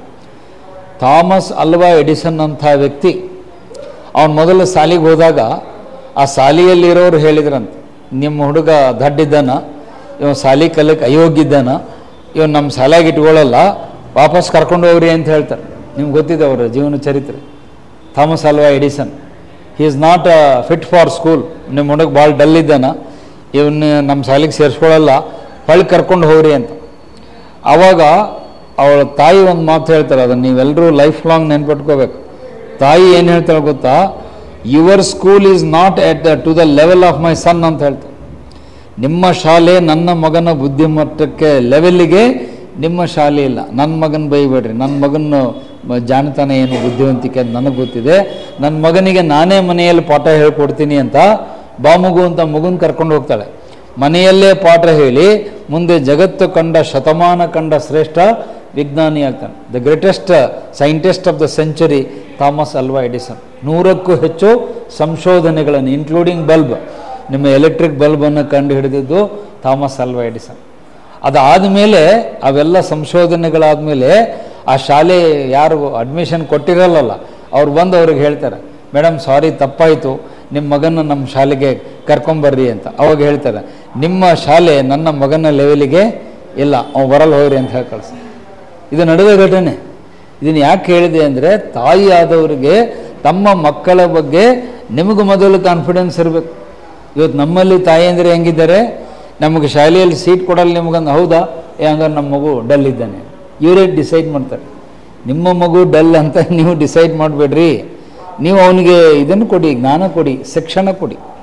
ಹಾಗಾಗಿ ಇತಿಹಾಸದಲ್ಲಿ ಭಾಳಷ್ಟು ಆ ಥರದ ಎಕ್ಸಾಂಪಲ್ಗಳು ಬರ್ತವೆ. ರಾಜಾ ರಾಮ್ ಮೋಹನ್ ರಾಯ್ ಅವ್ರದ್ದು, ಗಾಂಧೀಜಿ ಅವ್ರದ್ದು, ನಿಮ್ಮ ಶಿವಾಜಿ ಛತ್ರಪತಿ ಶಿವಾಜಿದು, ಸ್ವಾಮಿ ವಿವೇಕಾನಂದರದು, ಅಬ್ದುಲ್ ಕಲಾಂ ಅವರು, ಅವರೆಲ್ಲ ತಾಯಿಯಂದಿರು ಹೇಗೆ ತಮ್ಮ ಮಕ್ಕಳನ್ನು ತಿದ್ದಿ ತೀಡಿ ತಪ್ಪು ಮಾಡಿದಾಗ ಅವರನ್ನು ತಿದ್ದಿ ಸರಿಯಾದ ದಾರಿಗೆ ಕಳಿಸಿದರು. ಅದಕ್ಕೆ ತಾಯಿಯನ್ನು ಶಿಲ್ಪಿ ಅಂತ ಕರೀತಾರೆ. Mother is the architect of the character of the child. ಮಗುವಿನ ನಡವಳಿಕೆಯನ್ನು ತಿದ್ದುವ ಶಿಲ್ಪಿ ಯಾರಾದರೂ ಇದ್ದರೆ ಅದು ತಾಯಿ. Mother is the first architect of your life. ಇವತ್ತು ನೀವೇನಾದರೂ ಸಾಧನೆಯನ್ನು ಜೀವನದಲ್ಲಿ ಮಾಡಿದ್ದೀರಿ ಅಂದರೆ ಅದರ ಫಸ್ಟ್ ಕ್ರೆಡಿಟ್ ನೀವು ಯಾರಿಗೆ ಕೊಡಬೇಕೋ, ನಿಮ್ಮ ತಾಯಿ ಕೊಡಬೇಕು. ನೆನ್ಪಿಟ್ಕೊಳ್ಳಿ. ನಾಳೆ ನೀವು IAS KS ಆಗಿ ಪಾಸಾದರೆ ನಿಮ್ಮನ್ನು ಇಂಟರ್ವ್ಯೂ ಮಾಡಲಿಕ್ಕೆ TV ಚಾನಲ್ನವ್ರು ಬರ್ತಾರೆ. ಪಬ್ಲಿಕ್ TV ಅವರು, ಸುವರ್ಣ ನ್ಯೂಸ್ ಅವರು ಎಲ್ಲ TV ಚಾನಲ್ನವ್ರು ಇಷ್ಟುದ್ದ ಮೈಕ್ ಇಟ್ಕೊಂಬಂದು, ಮೇಡಮ್ IAS ಆಗಿದ್ದೀರಿ, ಇದರ ಗುಟ್ಟೇನು, ನೀವು ಹಾರ್ಲಿಕ್ಸು ಬೋರ್ಮಿಟಾ ಅಂತ ಹೇಳ್ಬಾರ್ದು. ಹಾರ್ಲಿಕ್ಸ್ ನನ್ನ ಗುಟ್ಟು ಅಂತ ಹೇಳ್ಬಾರ್ದು. ಇದಕ್ಕೆಲ್ಲ ಕ್ರೆಡಿಟ್ ಯಾರು? ನಿಮ್ಮ ತಾಯಿ. ನಿಮ್ಮ ತಾಯಿ ಎಷ್ಟು ನಿಮಗೆ ಮಾರ್ಗದರ್ಶನ ಮಾಡಿರ್ತಾಳೆ, ಎಷ್ಟು ಸ್ಫೂರ್ತಿ ತುಂಬಿರ್ತಾಳೆ. ಎಷ್ಟೋ ಬಾರಿ ವೆನ್ ಯು ಗೆಟ್ ಡಿಮೋಟಿವೇಟೆಡ್, ಎಷ್ಟೋ ಬಾರಿ ನೀವು ಡಿಮೋಟಿವೇಟ್ ಆಗಿರ್ತೀರಿ, ಏನೋ ಬೇಜಾರಾಗಿರುತ್ತೆ, ಎಲ್ಲೋ ನಿರಾಶೆಯಾಗಿರುತ್ತೆ. ಆವಾಗ ನಿಮ್ಮ ಮನಸ್ಸಿಗೆ ಧೈರ್ಯ ತುಂಬೋದು ತಾಯಿಯೇ ಹೊರತು ತಂದೆ ಅಲ್ಲ. 99% it is the mother who supports you. ನೀವು ಎಷ್ಟು ಸಾರಿ ಜೀವನದಲ್ಲಿ ಸೋಲ್ತೀರೋ ಅಷ್ಟು ಸಾರಿ ನಿಮ್ಮ ಬೆಂಬಲಕ್ಕೆ ಬಂದು ಕೈ ಹಿಡಿಯುವ ಏಕಮಾತ್ರ ವ್ಯಕ್ತಿ ತಾಯಿಯೇ ಹೊರತು ತಂದೆ ಅಲ್ಲ. ತಂದೆ 2 ಸರಿ 3 ಸರಿ ನಿಮ್ಗೆ ಹೇಳ್ತಾನೆ, ನೀವು 4ನೇ ಸರಿ ಫೇಲ್ ಆದರೆ ಬಿಟ್ಬಿಡು, IAS ಬೇಡ ಅಂತ ಹೇಳ್ತಾರೆ. IAS ಬಿಟ್ಬಿಡು, ಬೇರೆ ಏನಾರು ಮಾಡ್ಕೋ, ಇದು ಸಾಕು ಅಂತ ಹೇಳ್ಬಿಡ್ತಾರೆ. ತಂದೆಗೆ ಪೇಷನ್ಸ್ ಕಡಿಮೆ. ತಂದೆಗೆ ಯಾವಾಗಲೂ ತಾಳ್ಮೆ ಕಡಿಮೆ ಇರುತ್ತೆ, ತಾಯಿಗೆ ಹಾಗಲ್ಲ, ನಿಮ್ಮ ಬಗ್ಗೆ ಭಾಳ ವಿಶ್ವಾಸ ಇರುತ್ತೆ. ಇಂದಲ್ಲ ನಾಳೆ ನನ್ನ ಮಗ ಅಥವಾ ಮಗಳು ಈ ಸಾಧನೆಯನ್ನು ಮಾಡೇ ಮಾಡ್ತಾರೆ. ನೀವು ಪ್ರತಿ ಸರಿ ಬಿದ್ದಾಗ್ಲೂ she will uphold your hand. ನೀವು ಬಿದ್ದಾಗಲೆಲ್ಲ ನಿಮ್ಮನ್ನು ಕೈ ಹಿಡಿದು ಮೇಲೆತ್ತಾರೆ ಅಂಥೇಳಿ ನೀವು ಪ್ರತಿ ಸರಿ ಬೀಳ್ಬಾರ್ದು, ಹೆಂಗೋ ಎತ್ತರ ಬಿಡ್ರಿ ಅಂತೇಳಿ ನೀವು ಆ ಭಂಡತನ ಮಾಡಬಾರ್ದು. 1 ಸರಿ 2 ಸರಿ 3 ಸರಿ ಅನ್ನಷ್ಟರಲ್ಲಿ ನೀವು ಅದನ್ನು ತಿದ್ದುಕೊಂಡು ಸಾಧನೆಯನ್ನು ಮಾಡಬೇಕು. ಸೊ ಹಾಗಾಗಿ ಕುಟುಂಬದ ಪಾತ್ರ ಅಂತ ಹೇಳಿದಾಗ ಅಲ್ಲಿ ತಾಯಿ, ತಂದೆ, ನಿಮ್ಮ ಅಣ್ಣ ತಮ್ಮಂದಿರು, ಅಕ್ಕ ತಂಗಿಯರು, ನಿಮ್ಮ ಸಂಬಂಧಿಕರು, ಬ್ಲಡ್ ರಿಲೇಟಿವ್ಸ್ ಅವರೆಲ್ಲರೂ ಕೂಡ ನಿಮ್ಮ ಮೇಲೆ ಒಂದು ಪಾಸಿಟಿವ್ ಇಂಪ್ಯಾಕ್ಟನ್ನು ಮಾಡ್ತಾರೆ. Family is the mould which makes the man ಅಂತಾರೆ. ಆ ಫ್ಯಾಮಿಲಿ ಅನ್ನುವ ಚೌಕಟ್ಟಿನಲ್ಲಿ ಒಂದು ಉತ್ತಮ ವ್ಯಕ್ತಿತ್ವ ಬರಲಿಕ್ಕೆ ಸಾಧ್ಯ ಇದೆ. ಕುಟುಂಬ ಅನ್ನುವುದು ಒಂದು ಚರಿತ್ರೆಯ ಚೌಕಟ್ಟು. Family is the mould that makes the man ಅಂತಾರೆ ಇಂಗ್ಲೀಷಲ್ಲಿ. ಫ್ಯಾಮಿಲಿ ಈಸ್ ದ ಮೌಲ್ಡ್ ಅಂದರೆ ಒಂದು ಚೌಕ, ಅದಕ್ಕೆ ಎರಕ ಅಂತ ಕರೀತಾರೆ. ಕನ್ನಡದಲ್ಲಿ ಎರಕ ಹೊಯ್ಯುವುದು ಅಂತ ಕರೀತಾರೆ. ಅವೆಲ್ಲ ಶಬ್ದ ನಿಮ್ಗೆ ಗೊತ್ತಿವೆ ಎಲ್ಲೋ ಗೊತ್ತಿಲ್ಲ. ಕನ್ನಡದಲ್ಲಿ ಎರಕ ಅನ್ನೋ ಶಬ್ದ ಕೇಳಿರ್ಲೋ, ಎರಕ ಹೊಯ್ದಾರೋ ಅಂತಾರೆ. ಇಂಗ್ಲೀಷಲ್ಲಿ ಮೌಲ್ಡ್ ಅಂತಾರೆ. ಅಂದರೆ family is the mould that makes the man. ಒಬ್ಬ ವ್ಯಕ್ತಿಯನ್ನು ರೂಪಿಸುವಲ್ಲಿ ನಿಮ್ಮ ಕುಟುಂಬ ಒಂದು ಎರಕದಂತೆ ಕೆಲಸ ಮಾಡುತ್ತೆ. ಆ ಎರಕ ಸರಿಯಾಗಿದ್ದರೆ ಒಳ್ಳೆ ಫಲಿತಾಂಶ ಬರುತ್ತೆ. If the mould is correct, the product is also okay. ನಿಮ್ಮ ಮೌಲ್ಡೇ ಸರಿ ಇಲ್ಲ ಅಂದರೆ ಪ್ರಾಡಕ್ಟ್ ಸರಿ ಆಗ್ಲಿಕ್ಕೆ ಸಾಧ್ಯ ಇಲ್ಲ. ಮೌಲ್ಡ್ ಸರಿ ಇಲ್ಲ ಅಂದರೆ, ಮೌಲ್ಡ್ ಅಂದರೆ ಎರಕ. ಅದು ನೋಡಿ ಇನ್ನೊಂದು ಕನ್ನಡ ಪದ ಬಳಸ್ತೀನಿ. ಎರಕ ಅನ್ನೋದು ನಿಮಗೆ ಅರ್ಥ ಆಯ್ತೋ ಇಲ್ಲ ಗೊತ್ತಿಲ್ಲ. ಅಚ್ಚು ಅಂತ ಕರೀತಾರೆ ಕೆಲವು ಕಡೆ, ಕೇಳಿದ್ದೀರಾ? ಅಚ್ಚು ಹಾಕೋದು ಅಂತಾರೆ. ಅಚ್ಚು ಹಾಕೋದು ಅಂತ ಕೇಳಿರಲ್ಲ. ಈ ಡಿಸೆಂಬರ್ ತಿಂಗಳಲ್ಲಿ ಸೀಗೆ ಹುಣ್ಣಿಮೆ ಅಂತ ಬರುತ್ತೆ. ಆ ಟೈಮ್ನಲ್ಲಿ ಸಕ್ಕರೆದು ಗೊಂಬೆಗಳು ಮಾಡಿರ್ತಾರೆ. ಅದರ ನೋಡಿರಿ, ಅಟ್ಲೀಸ್ಟು ನೋಡೋದೇನು ಸರ್ ತಿಂದೀವಿ ಅಂತ ಹೇಳ್ತೀರಿ. ಆ ಸಕ್ಕರೆ ಗೊಂಬೆಗಳು ಮಾಡಿರ್ತಾರೆ ನೋಡಿ, ಅದನ್ನೇನು ಮಾಡ್ತಾರೆ? ಅಚ್ಚು ಹಾಕೋದು ಅಂತಾರೆ. ಸಕ್ಕರೆ ಪಾಕನ ಆ ಮೌಲ್ಡೆಲ್ಲ ಹಾಕ್ತಾರೆ, ಆ ಶೇಪಲ್ಲಿ ಅದು ಮೂರ್ತಿಯಾಗಿ ಬರುತ್ತೆ. ದ ಸೇಮ್ ಪಾಯಿಂಟ್ ನಾನು ಹೇಳ್ತಿರೋದು. Your family is the mould which makes you the man. ನಿಮ್ಮನ್ನು ಒಂದು ಒಳ್ಳೆಯ ವ್ಯಕ್ತಿಯನ್ನಾಗಿ ತಯಾರು ಮಾಡುವುದಕ್ಕೆ ನಿಮ್ಮ ಕುಟುಂಬ ಅನ್ನುವುದೇ ಅಚ್ಚು. ನಿಮ್ಮ ಕುಟುಂಬನೇ ಒಂದು ಎರಕ ಇದ್ದಂಗೆ. ಅದರಲ್ಲಿ ಆ ಮೌಲ್ಡಲ್ಲಿ ನೀವು ಬಿದ್ದಾಗ ನಿಮ್ಮ ವ್ಯಕ್ತಿತ್ವ ಅಲ್ಲಿ ರೂಪಿತವಾಗುತ್ತೆ, ನೋ ಡೌಟ್, ಅದರಲ್ಲಿ ಯಾವ ಅನುಮಾನ ಬೇಡ. As the mould so the product ಅಂತಾರೆ ಇಂಗ್ಲೀಷಲ್ಲಿ. ಎರಕ ಹೆಂಗಿರುತ್ತೋ ಪ್ರಾಡಕ್ಟು ಹಾಗೆ ಇರುತ್ತೆ. As the mould so the product. ಆ ವರ್ಡ್ ಬರ್ಕೊಳ್ಳಿ ಇಂಗ್ಲೀಷ್ ಮೀಡಿಯಮ್ದವರು. ಆ್ಯಸ್ ದಿ ಮೌಲ್ಡ್ ಹೇಗಿರುತ್ತೋ, ಎರಕ ಹೇಗಿರುತ್ತೋ, ಸೋ ದ ಪ್ರಾಡಕ್ಟ್, ಆ ಉತ್ಪನ್ನವು ಹಾಗೆ ಇರುತ್ತೆ. ಮೌಲ್ಡ್ ಚೆನ್ನಾಗಿದ್ದರೆ ಪ್ರಾಡಕ್ಟು ಚೆನ್ನಾಗಿ ಬರುತ್ತೆ. ಮೌಲ್ಡೇ ಸರಿ ಇಲ್ಲ ಅಂದರೆ ಪ್ರಾಡಕ್ಟು ಸರಿಯಾಗಿ ಬರ್ಲಿಕ್ಕೆ ಸಾಧ್ಯ ಇಲ್ಲ. 80% ಆ ಕುಟುಂಬದ ಪಾತ್ರವೇ ಜಾಸ್ತಿ ಇರುತ್ತೆ. 80% ಅಂತ ಯಾಕೆ ಸರ್ ಅಲ್ಲಿ ಹೇಳಿದ್ರಿ, ಇನ್ನು 20% ಯಾಕೆ ಬಿಟ್ರಿ ಅಂದರೆ, ನೀವು ಸೈನ್ಸ್ ವಿದ್ಯಾರ್ಥಿಗಳ ಆನ್ಸರ್ ಮಾಡಬೇಕು. ಯಾರು ಕ್ಲಾಸಲ್ಲಿ ಸೈನ್ಸ್ ವಿದ್ಯಾರ್ಥಿಗಳಿದ್ದೀರಿ ನೀವು ಆನ್ಸರ್ ಮಾಡಬೇಕು. ಯಾಕೆ 20% ಬಿಟ್ಟೆ? ಯಾರು ಆನ್ಸರ್ ಮಾಡ್ತೀರಾ? ನಾವು ಸೈನ್ಸ್ ಅವರಲ್ಲ ಅನ್ಬಾರ್ದು. ಮೈ ಮೇಲೆ ಬಂದ ತಕ್ಷಣ ಸೈನ್ಸ್ ಅಲ್ಲ ಅನ್ಬಾರ್ದು. ನೀವು ಸೈನ್ಸ್ ಅಂದರೆ ಜೀವನ ಪೂರ್ತಿ ಸೈನ್ಸೇ, ನೀವು ಅಲ್ಲಿ ಪಕ್ಷಾಂತರ ಮಾಡೋಂಗಿಲ್ಲ. ನಮ್ಮ ಹುಡುಗರು ಹೆಂಗಂದ್ರೆ ಈಸಿ ಇದ್ದಾಗ ಸೈನ್ಸ್ ಅನ್ನೋದು, ಮೈ ಮೇಲೆ ಬಿದ್ಕೊಳ್ಳೆ ಆರ್ಟ್ಸ್ ಅಂದ್ಬಿಡ, ಹಂಗೆ ಮಾಡೋಂಗಿಲ್ಲ. ಸೈನ್ಸ್ ಈಸ್ ಆಲ್ವೇಸ್ ಸೈನ್ಸೇ. ನೀವು ಅಲ್ಲಿ ಯೋಚನೆ ಮಾಡಬೇಕ. 20% ಯಾಕೆ ಬಿಟ್ಟೆ ಗೊತ್ತಾ? ಜೆನೆಟಿಕ್ಸ್ ಅಂತ ಒಂದು ಬರುತ್ತೆ, ವಂಶವಾಹಿನಿಗಳು, ಕ್ರೋಮೋಸೋಮ್ಸ್ ಅಂತ ಬರುತ್ತೆ, DNA ಮತ್ತು RNA ಅಂತ ಬರುತ್ತೆ. ಈಗ ಅದ್ರ ಚರ್ಚೆಗೆ ಹೋಗಲ್ಲ, ಸೈನ್ಸ್ ಕ್ಲಾಸ್ ಹೇಳ್ತಾರೆ, ದೊಡ್ಡ ಕತೆ ಅದು. ರೈಬಾಕ್ಸಿ ನ್ಯೂಕ್ಲಿಕ್ ಆ್ಯಸಿಡ್ಡು, ರೈಬೋ ನ್ಯೂಕ್ಲಿಕ್ ಆ್ಯಸಿಡ್ ಅಂತ ಬರ್ತವೆ. RNA DNA ಜೀವಕೋಶಗಳು ಬರ್ತವೆ. ಅವು ನಿಮ್ಮ ತಂದೆ ತಾಯಿ ಅವರ ಅಜ್ಜ ಮುತ್ತಜ್ಜನಿಂದ ಏನಾಗಿರ್ತವೆ? ಡಿವೈಸ್ ಆಗಿರ್ತವೆ. ಅದೇ ಅದಕ್ಕೆ ವಂಶವಾಹಿನಿ ಅಂತಾರೆ, ಹೆರಿಡಿಟಿ ಅಂತಾರೆ. ಆ ಹೆರಿಡಿಟಿ ತತ್ವಗಳನ್ನು ನೀವು ಚೇಂಜ್ ಮಾಡಲಿಕ್ಕಾಗಲ್ಲ. ನಿಮ್ಮ ಅಜ್ಜ ಮುತ್ತಜ್ಜ ಒಳ್ಳೆಯವರಾಗಿದ್ದರು ಅಂದರೆ ಆ ಒಳ್ಳೆಯ ಗುಣ ನಿಮ್ಮ ಹತ್ರ ಆಟೋಮೆಟಿಕಲಿ ಬಂದಿರುತ್ತೆ. ನೀವು ಬೇಡ ಅಂದರೂ ಅದು ಬಂದಿರುತ್ತೆ. ಒಂಥರ ಅಡ್ವಾನ್ಸ್ ಬುಕ್ಕಿಂಗ್ ಇದ್ದಂಗೆ, ಪ್ರೀ ಬುಕ್ಕಿಂಗ್ ಅದು. ಮೊದಲೇ ನಿಮ್ಮ ಜೀನ್ಸ್ಗಳಲ್ಲಿ ಅವು ಹರಿದುಕೊಂಡು ಬಂದುಬಿಟ್ಟಿರ್ತಾವೆ. ಅದನ್ನು ನೀವು ಚೇಂಜ್ ಮಾಡಲಿಕ್ಕಾಗಲ್ಲ, ನಾನು ಚೇಂಜ್ ಮಾಡಲಿಕ್ಕಾಗಲ್ಲ. ಬಟ್ ಅದರ ಪಾತ್ರ ಎಷ್ಟು? 20% ಮಾತ್ರ. ಆ ಹೆರಿಡಿಟಿ ಎಫೆಕ್ಟ್ ಇರೋದು 20%. ಇನ್ನು 80% ಎಲ್ಲಾಗುತ್ತೆ? ಕುಟುಂಬದಲ್ಲಿ ಮೌಲ್ಡ್ ಆಗುತ್ತೆ, ಫ್ಯಾಮಿಲಿಯಲ್ಲಿ ಅದನ್ನು ಮಾಡ್ತಾರೆ. 20% ನಾವೇನು ಮಾಡಲಿಕ್ಕಾಗಲ್ಲ. ನೀವು ಎಷ್ಟೋ ಸರಿ ನೀವೇ ಮಾತಾಡಬೇಕಾ ಅಂತೀರಿ. ಇಲ್ಲ ಸರ್ ಅವ್ರ ಫಾದರು ಭಾಳ ಒಳ್ಳೆಯವರು, ಹಂಗಾಗಿ ಅವ್ರ ಮಗ ಅವನಿಗೂ ಒಂದು ಸ್ವಲ್ಪ ಒಳ್ಳೆಯ ಗುಣ ಬಂದಿದೆ. ಈಗ ರಾಜ್ಕುಮಾರ್ ಅವರು ಒಳ್ಳೆಯವರಿದ್ರು, ಪುನೀತ್ ರಾಜ್ಕುಮಾರ್ ಅವ್ರಿಗೆ ಒಂದಷ್ಟು ಗುಣ ಅವರಿಂದ ಆಟೋಮೆಟಿಕಲಿ ಆ ಜೀನ್ಸಿಂದ ಬಂದಿರುತ್ತೆ. ಅವ್ನು ಎಷ್ಟೇ ಕೆಟ್ಟದ್ದು ಮಾಡಬೇಕಂದ್ರೂ ತಂದೆ ಗುಣ ಒಂದಷ್ಟು ಅಥವಾ ತಾಯಿ ಗುಣ ನಿಮ್ಮಲ್ಲಿ ಬಂದಿರುತ್ತೆ. ಬಟ್ ನೀವು ಅದನ್ನೇ 100ಕ್ಕೆ 100 ಮಾಡೋಂಗಿಲ್ಲ. ಅದಕ್ಕೆ ನಾನು 80% ಅಂತ ಹೇಳಿದೆ. ಓನ್ಲಿ 80% ಕುಟುಂಬದ ಪಾತ್ರ ಇರುತ್ತೆ, 20% ನಿಮ್ಮ ಜೀನ್ಸ್ಗಳಿಂದ ಬಂದಿರುತ್ತೆ. ಒಳ್ಳೆಯ ಕುಟುಂಬದಲ್ಲಿ ಒಳ್ಳೆಯವರೇ ಹುಟ್ಟುತ್ತಾರೆ. ಅದನ್ನು ಹಳ್ಳಿ ಕಡೆ ಜನ ಎಷ್ಟು ಚಂದ ಗಾದೆ ಮಾತಲ್ಲಿ ಹೇಳ್ತಾರೆ, ಸಿಂಹದ ಹೊಟ್ಟೆಯಲ್ಲಿ ಸಿಂಹ ಹುಟ್ಟುತ್ತೆ ಹೊರತು ನಾಯಿ ಮರಿ ಹುಟ್ಟಲ್ಲ.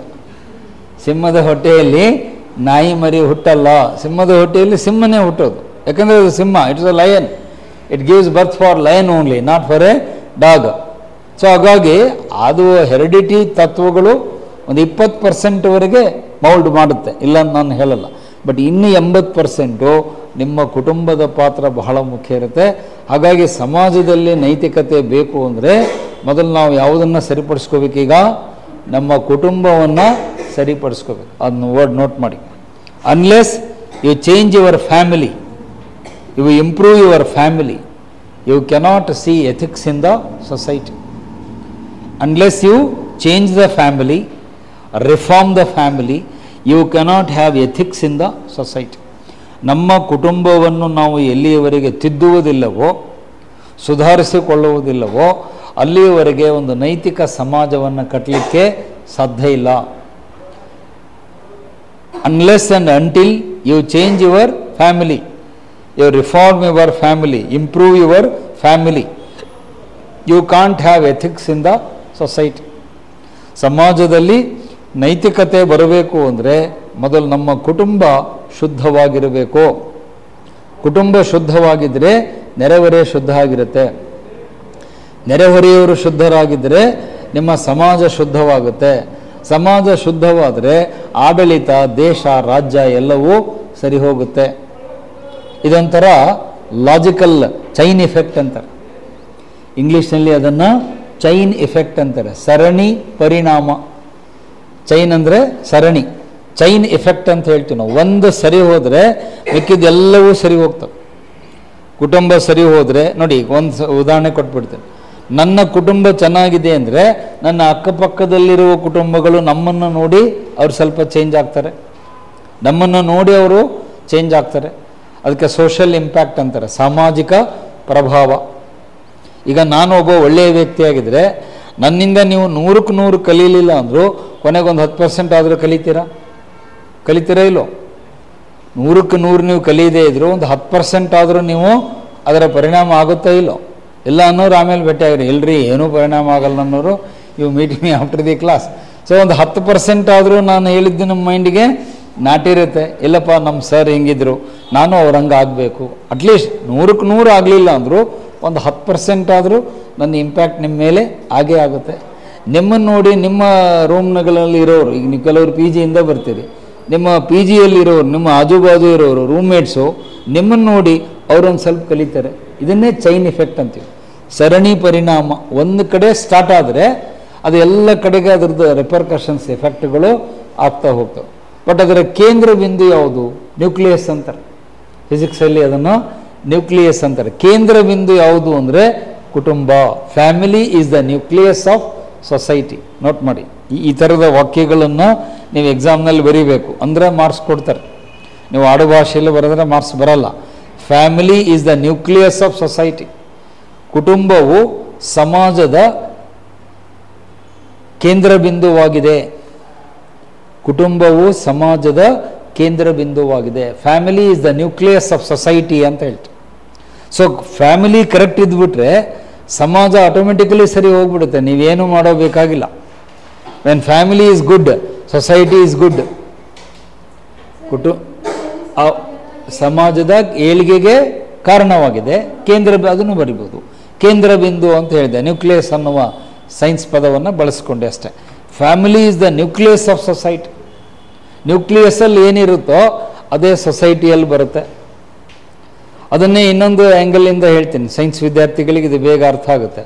What U C at the micro level U C at the macro level. ಈ ಶಬ್ದ ಕೇಳಿರಲ್ಲೋ? ಮೈಕ್ರೋ ಅಂದರೆ ಚಿಕ್ಕದ್ದು, ಮ್ಯಾಕ್ರೋ ಅಂದರೆ ದೊಡ್ಡದು. ಚಿಕ್ಕದಲ್ಲಿ ಹೆಂಗಿರುತ್ತೋ ದೊಡ್ಡದಾದಾಗೂ ಅದು ಹಂಗೆ ಇರುತ್ತೆ, ಬೇರೆ ಏನು ವ್ಯತ್ಯಾಸ ಆಗಲ್ಲ.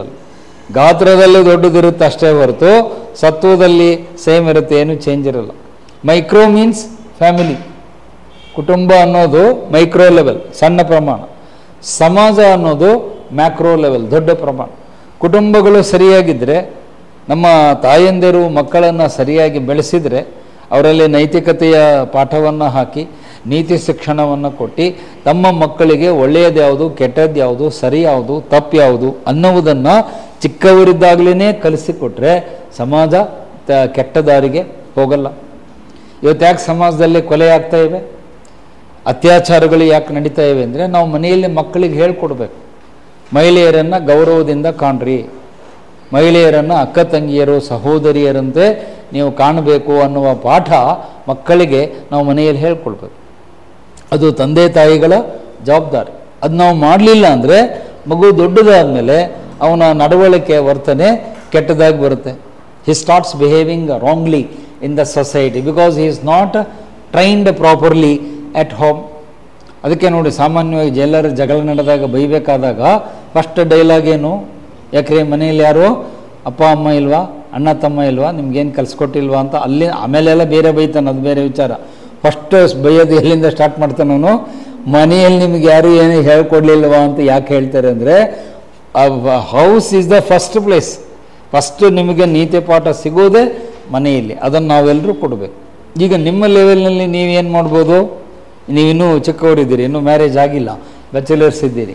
ನಿಮ್ಮ ತಂಗಿ ತಮ್ಮ ಚಿಕ್ಕವರು ಯಾರಿರ್ತಾರೆ, ಅಟ್ಲೀಸ್ಟ್ ಅವ್ರಿಗಾದರೂ ನೀವು ಗೈಡ್ ಮಾಡಬೇಕು. ಅದು ನಿಮ್ಮ ಕೈಯಲ್ಲಿದೆ. ಈ ನಿಮ್ಮ ಮನೆಯಲ್ಲಿ ತಮ್ಮನೋ ತಂಗಿನೋ ನಿಮಗಿಂತ ಚಿಕ್ಕವರಿದ್ದರೆ ಅವರು ಏನಾದರೂ ತಪ್ಪು ಮಾಡ್ತಿದ್ರೆ ನೀವು ಕರೆದು ಅವನಿಗೆ ಬುದ್ಧಿ ಹೇಳಬೇಕು.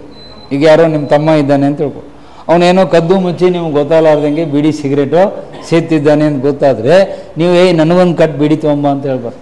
ಹೆಂಗೋ ಹೋಗ್ತೀಯಾ, ನನಗೊಂದು 2 ಎಕ್ಸ್ಟ್ರಾ ತೊಗೊಂಬ ಅಂದರೆ ಅವನು ಇನ್ನೂ ಹಾಳಾಗಿ ಹೋಗ್ತಾನೆ. ಓ, ಇವನು ಸೇರ್ತಾನೆ ನಾನು ಸೇರ್ತೇನೆ ಅಂತ. ಅಂದರೆ ನೀವು ಅಟ್ಲೀಸ್ಟ್ ನಿಮ್ಮ ತಮ್ಮ ತಪ್ಪು ಮಾಡ್ತಿದ್ದೇನೆ ಅಂತ ಗೊತ್ತಾದರೆ ಅವ್ನು ಕರೆದು ಬೈದು ಹೇಳ್ಬೇಕು, ಬಾರ ಇಲ್ಲಿ ಏನು ಮಾಡ್ತಿದ್ಯಾ, ಇದೆಲ್ಲ ತಪ್ಪು, ಇಂಥದ್ದು ಮಾಡಬಾರ್ದು ಅಂತ ಹೇಳಿದರೆ ಅವನಿಗೆಲ್ಲೋ ಒಂದು ಮೈಂಡಲ್ಲಿ ಕೂಡುತ್ತೆ. ಓ, ನಾನು ತಪ್ಪು ಮಾಡಿದೆ, ನಮ್ಮ ಅಣ್ಣ ಕರೆದು ಬೈದರು ಅಂಥದ್ದು ಒಂದು ಮೈಂಡಲ್ಲಿ ಕೂತ್ಕೊಳ್ಳುತ್ತೆ. ಒಂದು ಸ್ವಲ್ಪ ದಾರಿ ಹಾದಿಯಲ್ಲೇ ಅವ್ನು ಬರೋಕ್ಕೆ ಹೋಗ್ತಾನೆ.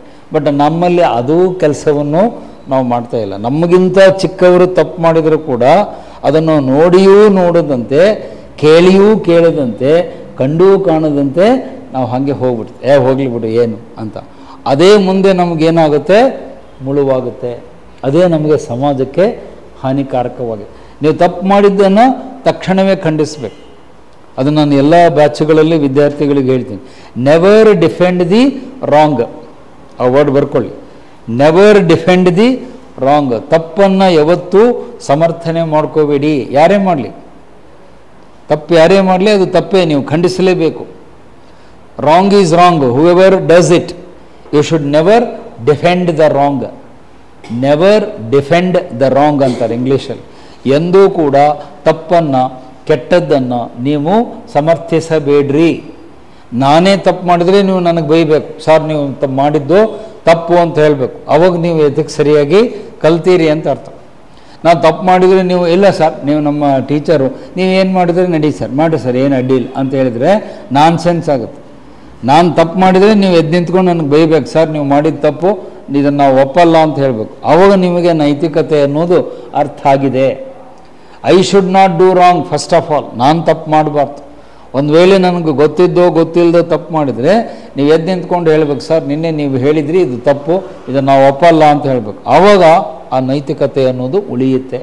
ಇವತ್ತು ನಮ್ಮಲ್ಲಿ ಎಷ್ಟೋ ಜನ ತಪ್ಪು ಮಾಡಿದ್ದನ್ನು ನೋಡಿಯೂ ಕೂಡ ಕಂಡೂ ಕೂಡ ಏನೂ ಆಗಿಲ್ಲ ಅನ್ನುವಂತೆ ಓಡಾಡ್ತಾರೆ. ಅದಕ್ಕೆ ಜಾಣ ಕುರುಡುತನ ಅಂತಾರೆ. ಆ ಶಬ್ದ ಕೇಳಿರಲೋ? ಇಂಟೆಲಿಜೆಂಟ್ಲಿ ಬ್ಲೈಂಡ್ ಅಂತಾರೆ, ಇಂಟೆಲಿಜೆಂಟ್ ಬ್ಲೈಂಡ್ನೆಸ್ ಅಂತಾರೆ. ಜಾಣ ಕುರುಡುತನ. ಗೊತ್ತಿದೆ ನಾನು ತಪ್ಪು ಮಾಡ್ತಿದ್ದೀನಿ ಅಂತ ಗೊತ್ತಿದೆ, ಗೊತ್ತಿದ್ರೂ ಕೂಡ ಯಾರೂ ಕ್ರಮ ತೆಗೆದುಕೊಳ್ಳೋದಕ್ಕೆ ತಯಾರಿಲ್ಲ. ಈಗ ಒಂದು ಸಣ್ಣ ಎಕ್ಸಾಂಪಲ್ ಕೊಡ್ತೀನಿ, ಬೇಗ ಅಲ್ಲಿ ಅರ್ಥ ಆಗುತ್ತೆ. CT ರವಿಯವರು ಆ ತಪ್ಪು ಕೆಟ್ಟ ಪದವನ್ನು ಸದನದಲ್ಲಿ ಬಳಸಿದ್ದಾರೆ ಅನ್ನುವುದೇ ನಿಜ ಆದರೆ ಅದೇನೂ ದಾಖಲೆ ಆಗಬೇಕು, ವಿಡಿಯೋ ಬರಬೇಕು, ಟೆಸ್ಟ್ ಆಗಬೇಕು, ಅದಾಗಲಿ ಇನ್ನೊಂದು ವಾರ 15 ದಿವಸದಲ್ಲಿ ಗೊತ್ತಾಗುತ್ತೆ. ಒಂದು ವೇಳೆ ಸದನದಲ್ಲಿ ಆ ತಪ್ಪು ಪದ ಬಳಸಿದ್ದಾರೆ ಅಂತಲೇ ಇಟ್ಕೊಳ್ಳೋಣ, ಅವಾಗ ಬಿ ಜೆ ಪಿ ಪಕ್ಷದವ್ರು ಏನು ಮಾಡಬೇಕು, ಅವರನ್ನು ಪಕ್ಷದಿಂದ ಉಚ್ಚಾಟನೆ ಮಾಡಬೇಕು. ಮಾಡ್ತಾರಾ? ಮಾಡೋದಿಲ್ಲ. ಪಕ್ಷದಿಂದ ಇಮಿಡಿಯೇಟ್ಲಿ ಅವರನ್ನು ಎಕ್ಸ್ಪೆಲ್ ಮಾಡಬೇಕು. ನೀವು ನಮ್ಮ ರಾಜಕೀಯ ಪಕ್ಷದಲ್ಲಿರಲಿಕ್ಕೆ ಅರ್ಹರಲ್ಲ, ನೀವು ಒಂದು ಸುಸಂಸ್ಕೃತ ಪದವನ್ನು ನಡವಳಿಕೆಯನ್ನು ತೋರಿಸಿಲ್ಲ ಸದನದಲ್ಲಿ, ನಿಮ್ಮಿಂದ ನಮ್ಮ ಪಕ್ಷಕ್ಕೆ ಬಹಳ ನಾಚಿಕೆ ಮುಜುಗರ ಬರುವಂಥ ಸಂದರ್ಭ ಆಗಿದೆ, ನೀವು ನಮ್ಮ ಪಕ್ಷದಾಗ ಇರಬೇಡ್ರಿ ಅಂತ ಹೊರಗೆ ಹಾಕಬೇಕು. ಹಾಕ್ತಾರಾ? ಹಾಕಲ್ಲ. ಈಗ ಅದೇ ಮಾತು ಆ ಕಡೆಗೆ ಹೇಳ್ತೀನಿ, ಕಾಂಗ್ರೆಸ್ ಪಕ್ಷದವರು, ನಿಮ್ಮ ಪಕ್ಷದ ಸದಸ್ಯರು, ನಾಯಕಿ, ಮಿನಿಸ್ಟರ್ ಆದವರು ಒಬ್ಬ ವ್ಯಕ್ತಿಯನ್ನು ಕೊಲೆಗಡಕ ಅಂತ ಆಧಾರ ಇಲ್ಲದೆ ನೀವು ಬಳಸಿದರೆ ನೀವೇನು ಆ್ಯಕ್ಷನ್ ತಗೊಳ್ತೀರಿ? ಹೆಬ್ಬಾಳ್ಕರ್ ಅವ್ರ ಮೇಲೆ ಕಾಂಗ್ರೆಸ್ ಪಕ್ಷ ಯಾವ ಶಿಸ್ತಿನ ಕ್ರಮವನ್ನು ತೆಗೆದುಕೊಳ್ತೀರಿ? ನೀವು ಏನು ತಗೊಳ್ಳಲ್ಲ. ಅಂದರೆ ಇವರು ಬಂಡತನ ಮಾಡ್ತಾರೆ, ಅವರು ಬಂಡತನ ಮಾಡ್ತಾರೆ. ಇಲ್ಲೂ ಏನೂ ಕ್ರಮ ಆಗಲ್ಲ, ಅಲ್ಲೂ ಕ್ರಮ ಆಗಲ್ಲ. ಅದು ನೆಕ್ಸ್ಟ್ ಮುಂದಿನ ದಿನಗಳಲ್ಲಿ ಏನಾಗುತ್ತೆ, ಮತ್ತೆ ಇಂಥ ಘಟನೆಗಳು ಮರುಕಳಿಸಲಿಕ್ಕೆ ದಾರಿ ಆಗುತ್ತೆ. ಯಾಕಂದರೆ ಹಿಂದೆ ನೆಕ್ಸ್ಟ್ ಬರೋರು ಏನು ಹೇಳ್ತಾರೆ, ಮೊನ್ನೆ ಮಾಡಿದ್ರಲ್ರಿ ಸದನದಲ್ಲಿ, ಏನಾಯಿತು? ಏನೂ ಆಗಲಿಲ್ಲ. ನೀವು ಅನ್ರಿ, ಅವರು ಅಂದಿದ್ದಾರೆ, ನೀವು ಅನ್ರಿ. ಆ ಕಡೆ ನಾರ್ತ್ ಇಂಡಿಯಾ ಕಡೆಗಾದರೂ ಒಂದು ಶಬ್ದ ಬಳಸ್ತಾರೆ, ಚಲ್ತಾ ಹೇ ಅಂತ. ಚಲ್ತಾ ಹೇ, ಯಾರು ಏನು ಮಾಡಲ್ರಿ, ಚಲ್ತಾ ಹೇ ಮಾಡ್ರಿ ಅಂತ. ಬಟ್ ನೀವು ಹೇಳಬೇಕು, ನಹಿ ಚಲ್ತಾ, ಹೀಗೆ ಮಾಡಿದರೆ ನಾವು ಒಪ್ಪಲ್ಲ, ಸಹಿಸಲ್ಲ ಅಂತ ಖಡಾಖಂಡಿತವಾಗಿ ಹೇಳಬೇಕು. ಆದರೆ ನಮ್ಮಲ್ಲಿ ಆ ಖಡಾಖಂಡಿತವಾಗಿ ಹೇಳುವವರ ಸಂಖ್ಯೆನೇ ಕಡಿಮೆಯಾಗಿದೆ. ನಿಷ್ಠುರವಾದಿ ಅಂತಾರೆ ಕನ್ನಡದಲ್ಲಿ, ಶಬ್ದ ಕೇಳಿರಲೋ? ಕೆಲವರೆಲ್ಲ ನೇರವಾಗಿ ನಿಷ್ಠುರವಾಗಿ ಮಾತಾಡ್ತಾರೆ. ಮತ್ತು ನಿಮಗೆ ಆವಾಗಲೂ ಗೊತ್ತಿದೆ, ಸತ್ಯ ಯಾವತ್ತೂ ಏನಾಗಿರುತ್ತೆ, ಕಹಿ ಇರುತ್ತೆ. Truth is always bitter, it is not sweet. ಸತ್ಯ ಯಾವತ್ತೂ ಸ್ವೀಟ್ ಇರಲ್ಲ, ಅದು ಕಹಿನೇ ಇರುತ್ತೆ. ಕೇಳಿದಾಗ ನಿಮ್ಮ ಕಿವಿಗೆ ಕಹಿ ಅನಿಸುತ್ತೆ, ಬಟ್ ಅದರ ಫಲ ಮಾತ್ರ ಸಿಹಿ ಇರುತ್ತೆ. ಕೇಳಲಿಕ್ಕೆ ಸತ್ಯ ಕಠೋರ ಅನಿಸುತ್ತೆ, ಬಟ್ ಅದರ ಫಲ ಸಿಹಿ ಇರುತ್ತೆ. ಬಟ್ ಸುಳ್ಳು ಹಂಗಲ್ಲ, ಕೇಳಲಿಕ್ಕೆ ಭಾಳ ಖುಷಿ ಅನಿಸುತ್ತೆ, ಬಟ್ ಅದರ ಫಲ ಭಾರಿ ಡೇಂಜರಸ್ ಇರುತ್ತೆ. ಸೊ ಯಾವುದು ಬೇಕು ನೀವು ಆರಿಸ್ಕೊಡ್ರಿ, ಚಾಯ್ಸ್ ನಿಮಗೆ ಕೊಡ್ತಾ ಇದ್ದೀನಿ. ನೀವು ಕೇಳಲಿಕ್ಕೆ ಚಲೋ ಅನಿಸೋದನ್ನು ಮಾಡಿ ಜೀವನದಲ್ಲಿ ಸಫರ್ ಆಗ್ತಿರೋ, ಕೇಳಲಿಕ್ಕೆ ಕಹಿ ಅನಿಸಿದ್ರೂ ಪರವಾಗಿಲ್ಲ, ಒಳ್ಳೆಯದನ್ನೇ ಆರಿಸ್ಕೊಳ್ತೀವಿ ಅನ್ನೋದು ನೀವು ಡಿಸೈಡ್ ಮಾಡು. ನಿಮ್ಮ ಎದುರಿಗೆ ಇಲ್ಲಿ ಬಿಸಿ ಬಿಸಿ ಮಿರ್ಚಿ, ದಾವಣಗೆರೆ ಮಿರ್ಚಿ, ಪಕ್ಕದಲ್ಲಿ ಬಾಳೆಹಣ್ಣು, ಸೇಬು ಹಣ್ಣು ಇಟ್ಟರೆ ನೀವು ಯಾವ್ದು ಆರಿಸ್ಕೋಬೇಕು? ನೋಡಿ, ಅವ್ರು ಯಾರು ಸೇಬು ಅಂತ ಹೇಳಿದರು. ಸೇಬು ಹಣ್ಣು ಆರಿಸ್ಕೊಂಡ್ರೆ ಒಳ್ಳೇದು, ಅದು ಆರೋಗ್ಯಕ್ಕೆ ಒಳ್ಳೇದು. ಅದನ್ನು ಬಿಟ್ಟು ಸರ್ ನಿಮಗೆ ಏಜ್ ಆಗಿದ್ದೀರಿ, ಸೇಬು ಹಣ್ಣು ನೀವು ತಿನ್ನಿರಿ, ದಾವಣಗೆರೆ ಮಿರ್ಚಿ ನಾವು ತಿಂತೀವಿ ಅಂತ ಹೇಳಿದರೆ ನಿಮ್ಮ ಗಮನ ಮಿರ್ಚಿ ಕಡೆಗೆ ಹೋಯ್ತೇ ಹೊರತು ಆರೋಗ್ಯದ ಕಡೆಗೆ ಹೋಗಲಿಲ್ಲ. ಹಿಂದಿಯಲ್ಲಿ ಒಂದು ಗಾದೆ ಮಾತಿದೆ, ಮೋಹಕಿ ಮಿಠಾಯಿ ಪೇಟ್ಕಿ ಬುರಾಯಿ ಅಂತ. ಮೋಹಕಿ ಮಿಠಾಯಿ ಪೇಟ್ಕಿ ಬುರಾಯಿ, ಬಾಯಿಗೆ ಯಾವುದು ರುಚಿ ಇರುತ್ತೋ ಅದು ಆರೋಗ್ಯಕ್ಕೆ ಒಳ್ಳೆಯದಲ್ಲ. ಯಾರಾದರೂ ಡಾಕ್ಟ್ರು, ಯಾರೋ ಒಬ್ಬ MS ಸರ್ಜನ್ ಆದವ್ರು ನಿಮಗೆ, ಸರ್ ದಿನ ಒಂದು ಮಿರ್ಚಿ ತಿನ್ನಿರಿ ಹೆಲ್ತ್ ಸರಿ ಹೋಗುತ್ತೆ ಅಂತ ಯಾರು ಹೇಳ್ತಾರ? ಅಂತ ಡಾಕ್ಟ್ರ್ ಇದ್ದರೆ ಕರ್ಕೊಂಬರ್ರಿ. ದಿನ ಒಂದು ಮಿರ್ಚಿ ತಿನ್ನಿರಿ ಫಸ್ಟ್ ಕ್ಲಾಸ್ ನಿಮ್ಮ ಹೆಲ್ತ್ ಆಗುತ್ತೆ ಅಂತ ಯಾವ ಡಾಕ್ಟ್ರು ಹೇಳಲ್ಲ. ಯಾಕಂದರೆ ಡಾಕ್ಟ್ರಿಗೆ ಗೊತ್ತು ಮಿರ್ಚಿ ತಿನ್ನೋದ್ರಿಂದ ಕೊಲೆಸ್ಟ್ರಾಲ್ ಜಾಸ್ತಿ ಆಗುತ್ತೆ, ಹಾರ್ಟ್ ಅಟ್ಯಾಕ್ ಆಗುತ್ತೆ, ಸ್ಟ್ರೋಕ್ ಆಗುತ್ತೆ, ಕಾಯಿಲೆಗಳು ಬರ್ತವೆ, ಗೊತ್ತು.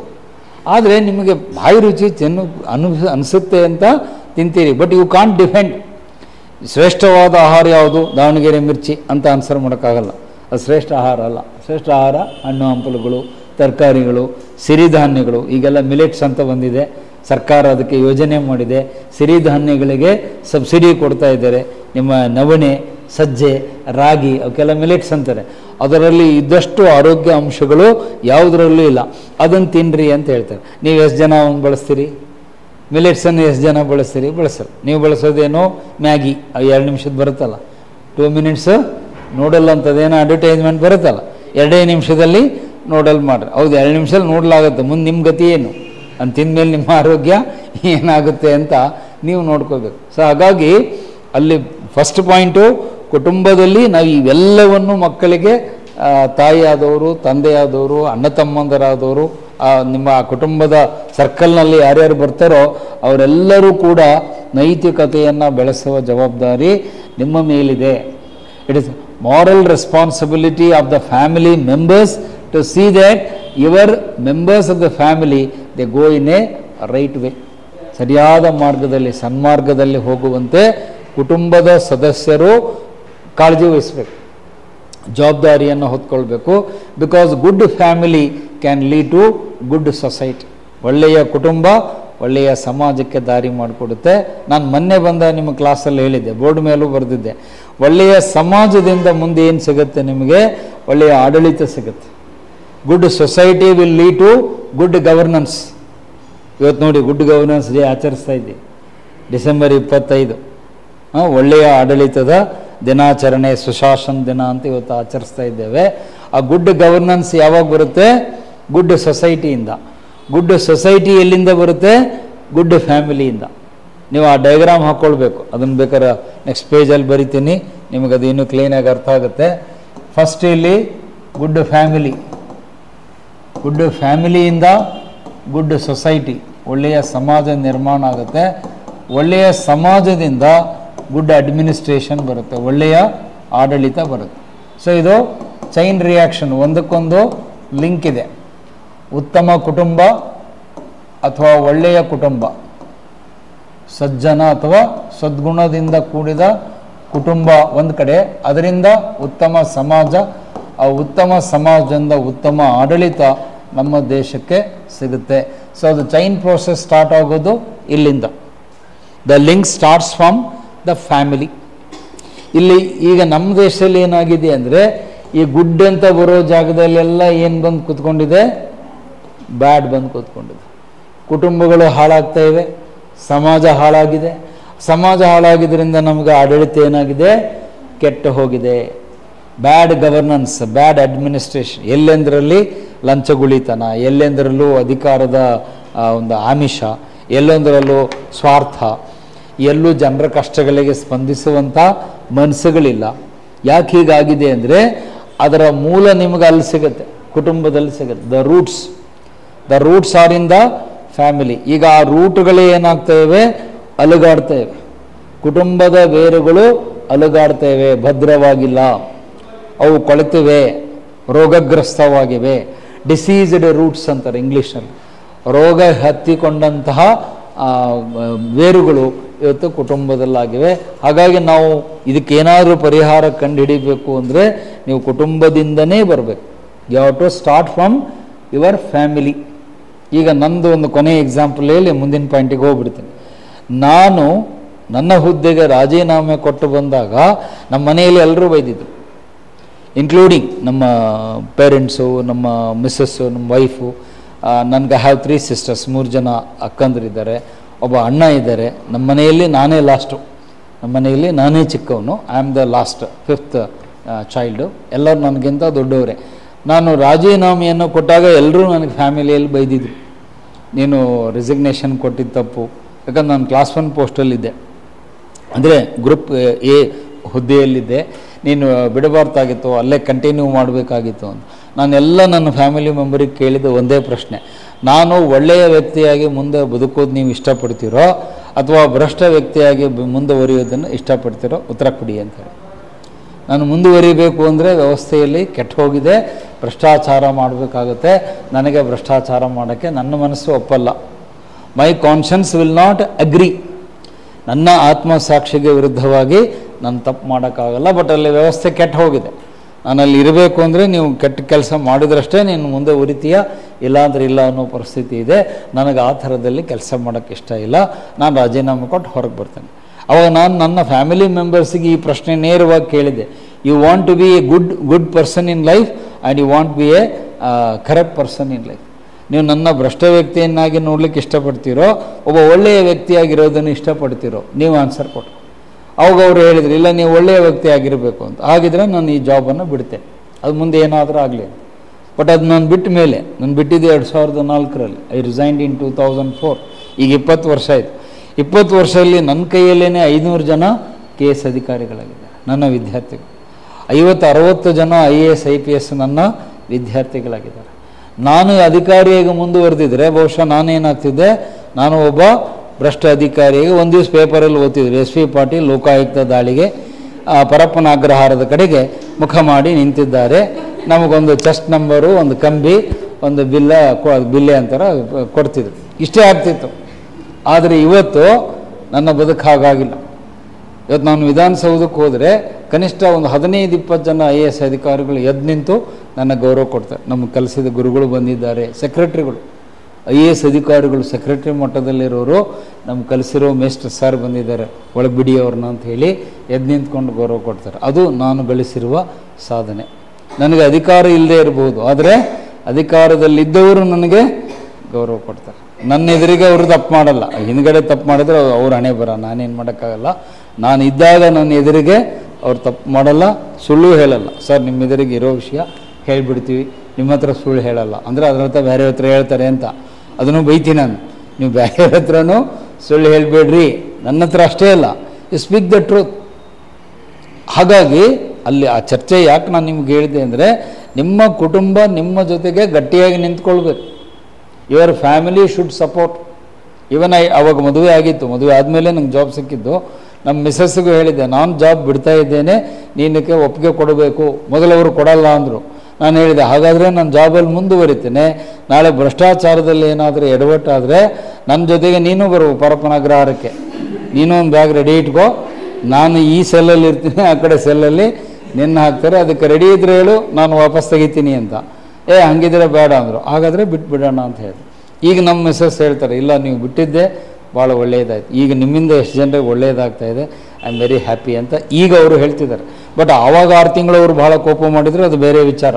ಶಿ ವಾಸ್ ವೆರಿ ಆ್ಯಂಗ್ರಿ, ನೀವು ಯಾಕೆ ಜಾಬ್ ಬಿಟ್ರಿ ಅಂತ. ಯಾಕಂದರೆ ದೊಡ್ಡ ಹುದ್ದೆ ಅದು. ಈಗ ನಾನು ಮುಂದುವರೆದಿದ್ರೆ I would have been director to my department, ನನ್ನ ಇಲಾಖೆಗೆ ನಾನೇ ಕಮಿಷನರ್ ಆಗಿ ಉನ್ನತ ಹುದ್ದೆಯಲ್ಲಿ ಇರ್ತಾ ಇದ್ದೆ. ಬಟ್ ನನಗೆ ಅಲ್ಲಿ ಕಮಿಷನರ್ ಆಗೋದಕ್ಕಿಂತ ಈಗ ನಿಮ್ಮ ಮುಂದೆ ಟೀಚರ್ ಆಗಲಿಕ್ಕೆ ನನಗೆ ಬಹಳ ಖುಷಿ ಇದೆ.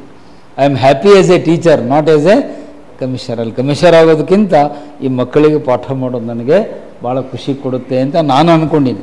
ನಮಗೆ ತಲೆ ತಿಂತೀರಿ ಸರ್ ಅಂತ ನೀವು ಅನ್ಬೇಡ್ರಿ, ನಾವೇನು ನಿಮ್ಮ ತಲೆ ತಿಂತಾ ಇಲ್ಲ. I hope that you understood ಆ ಪಾಯಿಂಟ್ ಏನು ಅಂತ ನಿಮಗೆ ಕನ್ವೆ ಆಯಿತು. ಅಂದರೆ ಎಲ್ಲ ಕೊನೆಗೂ ಚರ್ಚೆ ಬಂದು ನಿಲ್ಲೋದು ಇಲ್ಲೇನೆ, ಫ್ಯಾಮಿಲಿಯಿಂದನೇ ಸ್ಟಾರ್ಟ್ ಆಗುತ್ತೆ. ಫ್ಯಾಮಿಲಿನೇ ಸ್ಟಾರ್ಟಿಂಗ್ ಪಾಯಿಂಟ್. ಅಲ್ಲಿ ಸರಿ ಇದ್ದರೆ ಮುಂದೆ ಸಮಾಜವೂ ಸರಿ ಹೋಗುತ್ತೆ, ಆಡಳಿತವೂ ಸರಿ ಹೋಗುತ್ತೆ. ಅಲ್ಲಿ 4ನೇದು ಬರೀಲಿಲ್ಲ, ಈಗ ಬರೀತೀನಿ. ಆಡಳಿತವು ಸರಿ ಹೋದರೆ it will lead you to a good nation. ಒಂದು ಒಳ್ಳೆಯ ರಾಷ್ಟ್ರವಾಗಿ ನೀವು ಮುಂದೆ ಬರ್ತೀರಿ, ಒಂದು ಮಹಾನ್ ರಾಷ್ಟ್ರ ಆಗಲಿಕ್ಕೆ ದಾರಿ ಆಗುತ್ತೆ. ಭಾರತವೂ ಕೂಡ ವಿಶ್ವದ ಸಮುದಾಯದಲ್ಲಿ ಒಂದು ಮಹಾನ್ ರಾಷ್ಟ್ರವಾಗಿ ತಲೆ ಎತ್ತಿ ನಿಲ್ಲಕ್ಕೆ ದಾರಿ ಆಗುತ್ತೆ. Good administration will lead to good nation. ನಮ್ಮ ದೇಶವನ್ನು ಕೂಡ ಒಂದು ದೊಡ್ಡ ರಾಷ್ಟ್ರವನ್ನಾಗಿ ಮಾಡಬೇಕು ಅಂದರೆ ಅದಕ್ಕೂ ಉತ್ತರ ಅಲ್ಲೇ ಇದೆ, ಫ್ಯಾಮಿಲಿಯಲ್ಲಿದೆ. ಫ್ಯಾಮಿಲಿಯಿಂದ ಸೊಸೈಟಿ, ಸೊಸೈಟಿಯಿಂದ ಆಡಳಿತ, ಆಡಳಿತದಿಂದ ಒಂದು ಮಹಾನ್ ರಾಷ್ಟ್ರ. ಅದಕ್ಕೆ ಅನೇಕ ಸರಿ ಕ್ಲಾಸಲ್ಲಿ ನಿಮಗೆ ಎಕ್ಸಾಂಪಲ್ಲು ಕೊಟ್ಟಿದ್ದೀನಿ. ಸಣ್ಣ ಸಣ್ಣ ದೇಶಗಳು, ಇಸ್ರೇಲ್ ಸಣ್ಣ ದೇಶ, ಜಪಾನ್ ಚಿಕ್ಕ ದೇಶ, ಸೌತ್ ಕೊರಿಯಾ ಚಿಕ್ಕ ದೇಶ, ಸಿಂಗಪೂರ್ ಸಣ್ಣ ದೇಶ, ಸ್ವಿಟ್ಜರ್ಲ್ಯಾಂಡ್ ಪುಟ್ಟ ದೇಶ, ಇವೆಲ್ಲ ನಮ್ಮ ದೇಶಕ್ಕಿಂತ 10 ಪಟ್ಟು ಮುಂದೆ ಹೋಗಿವೆ. ಎಲ್ಲ ರೀತಿಯಲ್ಲಿ, ಎಕನಾಮಿಕಲಿ, ಪೊಲಿಟಿಕಲಿ, ಯಾವ ಕ್ಷೇತ್ರದಲ್ಲಿ ತಗೊಂಡ್ರೂ 10 ಪಟ್ಟು ನಮಗಿಂತ ಮುಂದುವರೆದ ರಾಷ್ಟ್ರ ಆಗಿವೆ. ನಾವು ಯಾಕೆ ಮುಂದುವರಿಲಿಕ್ಕಾಗ್ತಾ ಇಲ್ಲ? ಈಗಲೂ ನಾವು ಡೆವಲಪಿಂಗ್ ಕಂಟ್ರಿ, ಬ್ಯಾಕ್ವರ್ಡ್ ಕಂಟ್ರಿ ಅಂತ ಹೇಳ್ಕೊಂಡು ಯಾಕೆ ಬೀದಿ ಬೀದಿ ಸುತ್ತಿದ್ದೀವಿ ಅಂದರೆ ನಮ್ಮಲ್ಲಿ ಇವೆಲ್ಲ ದೋಷಗಳಿವೆ.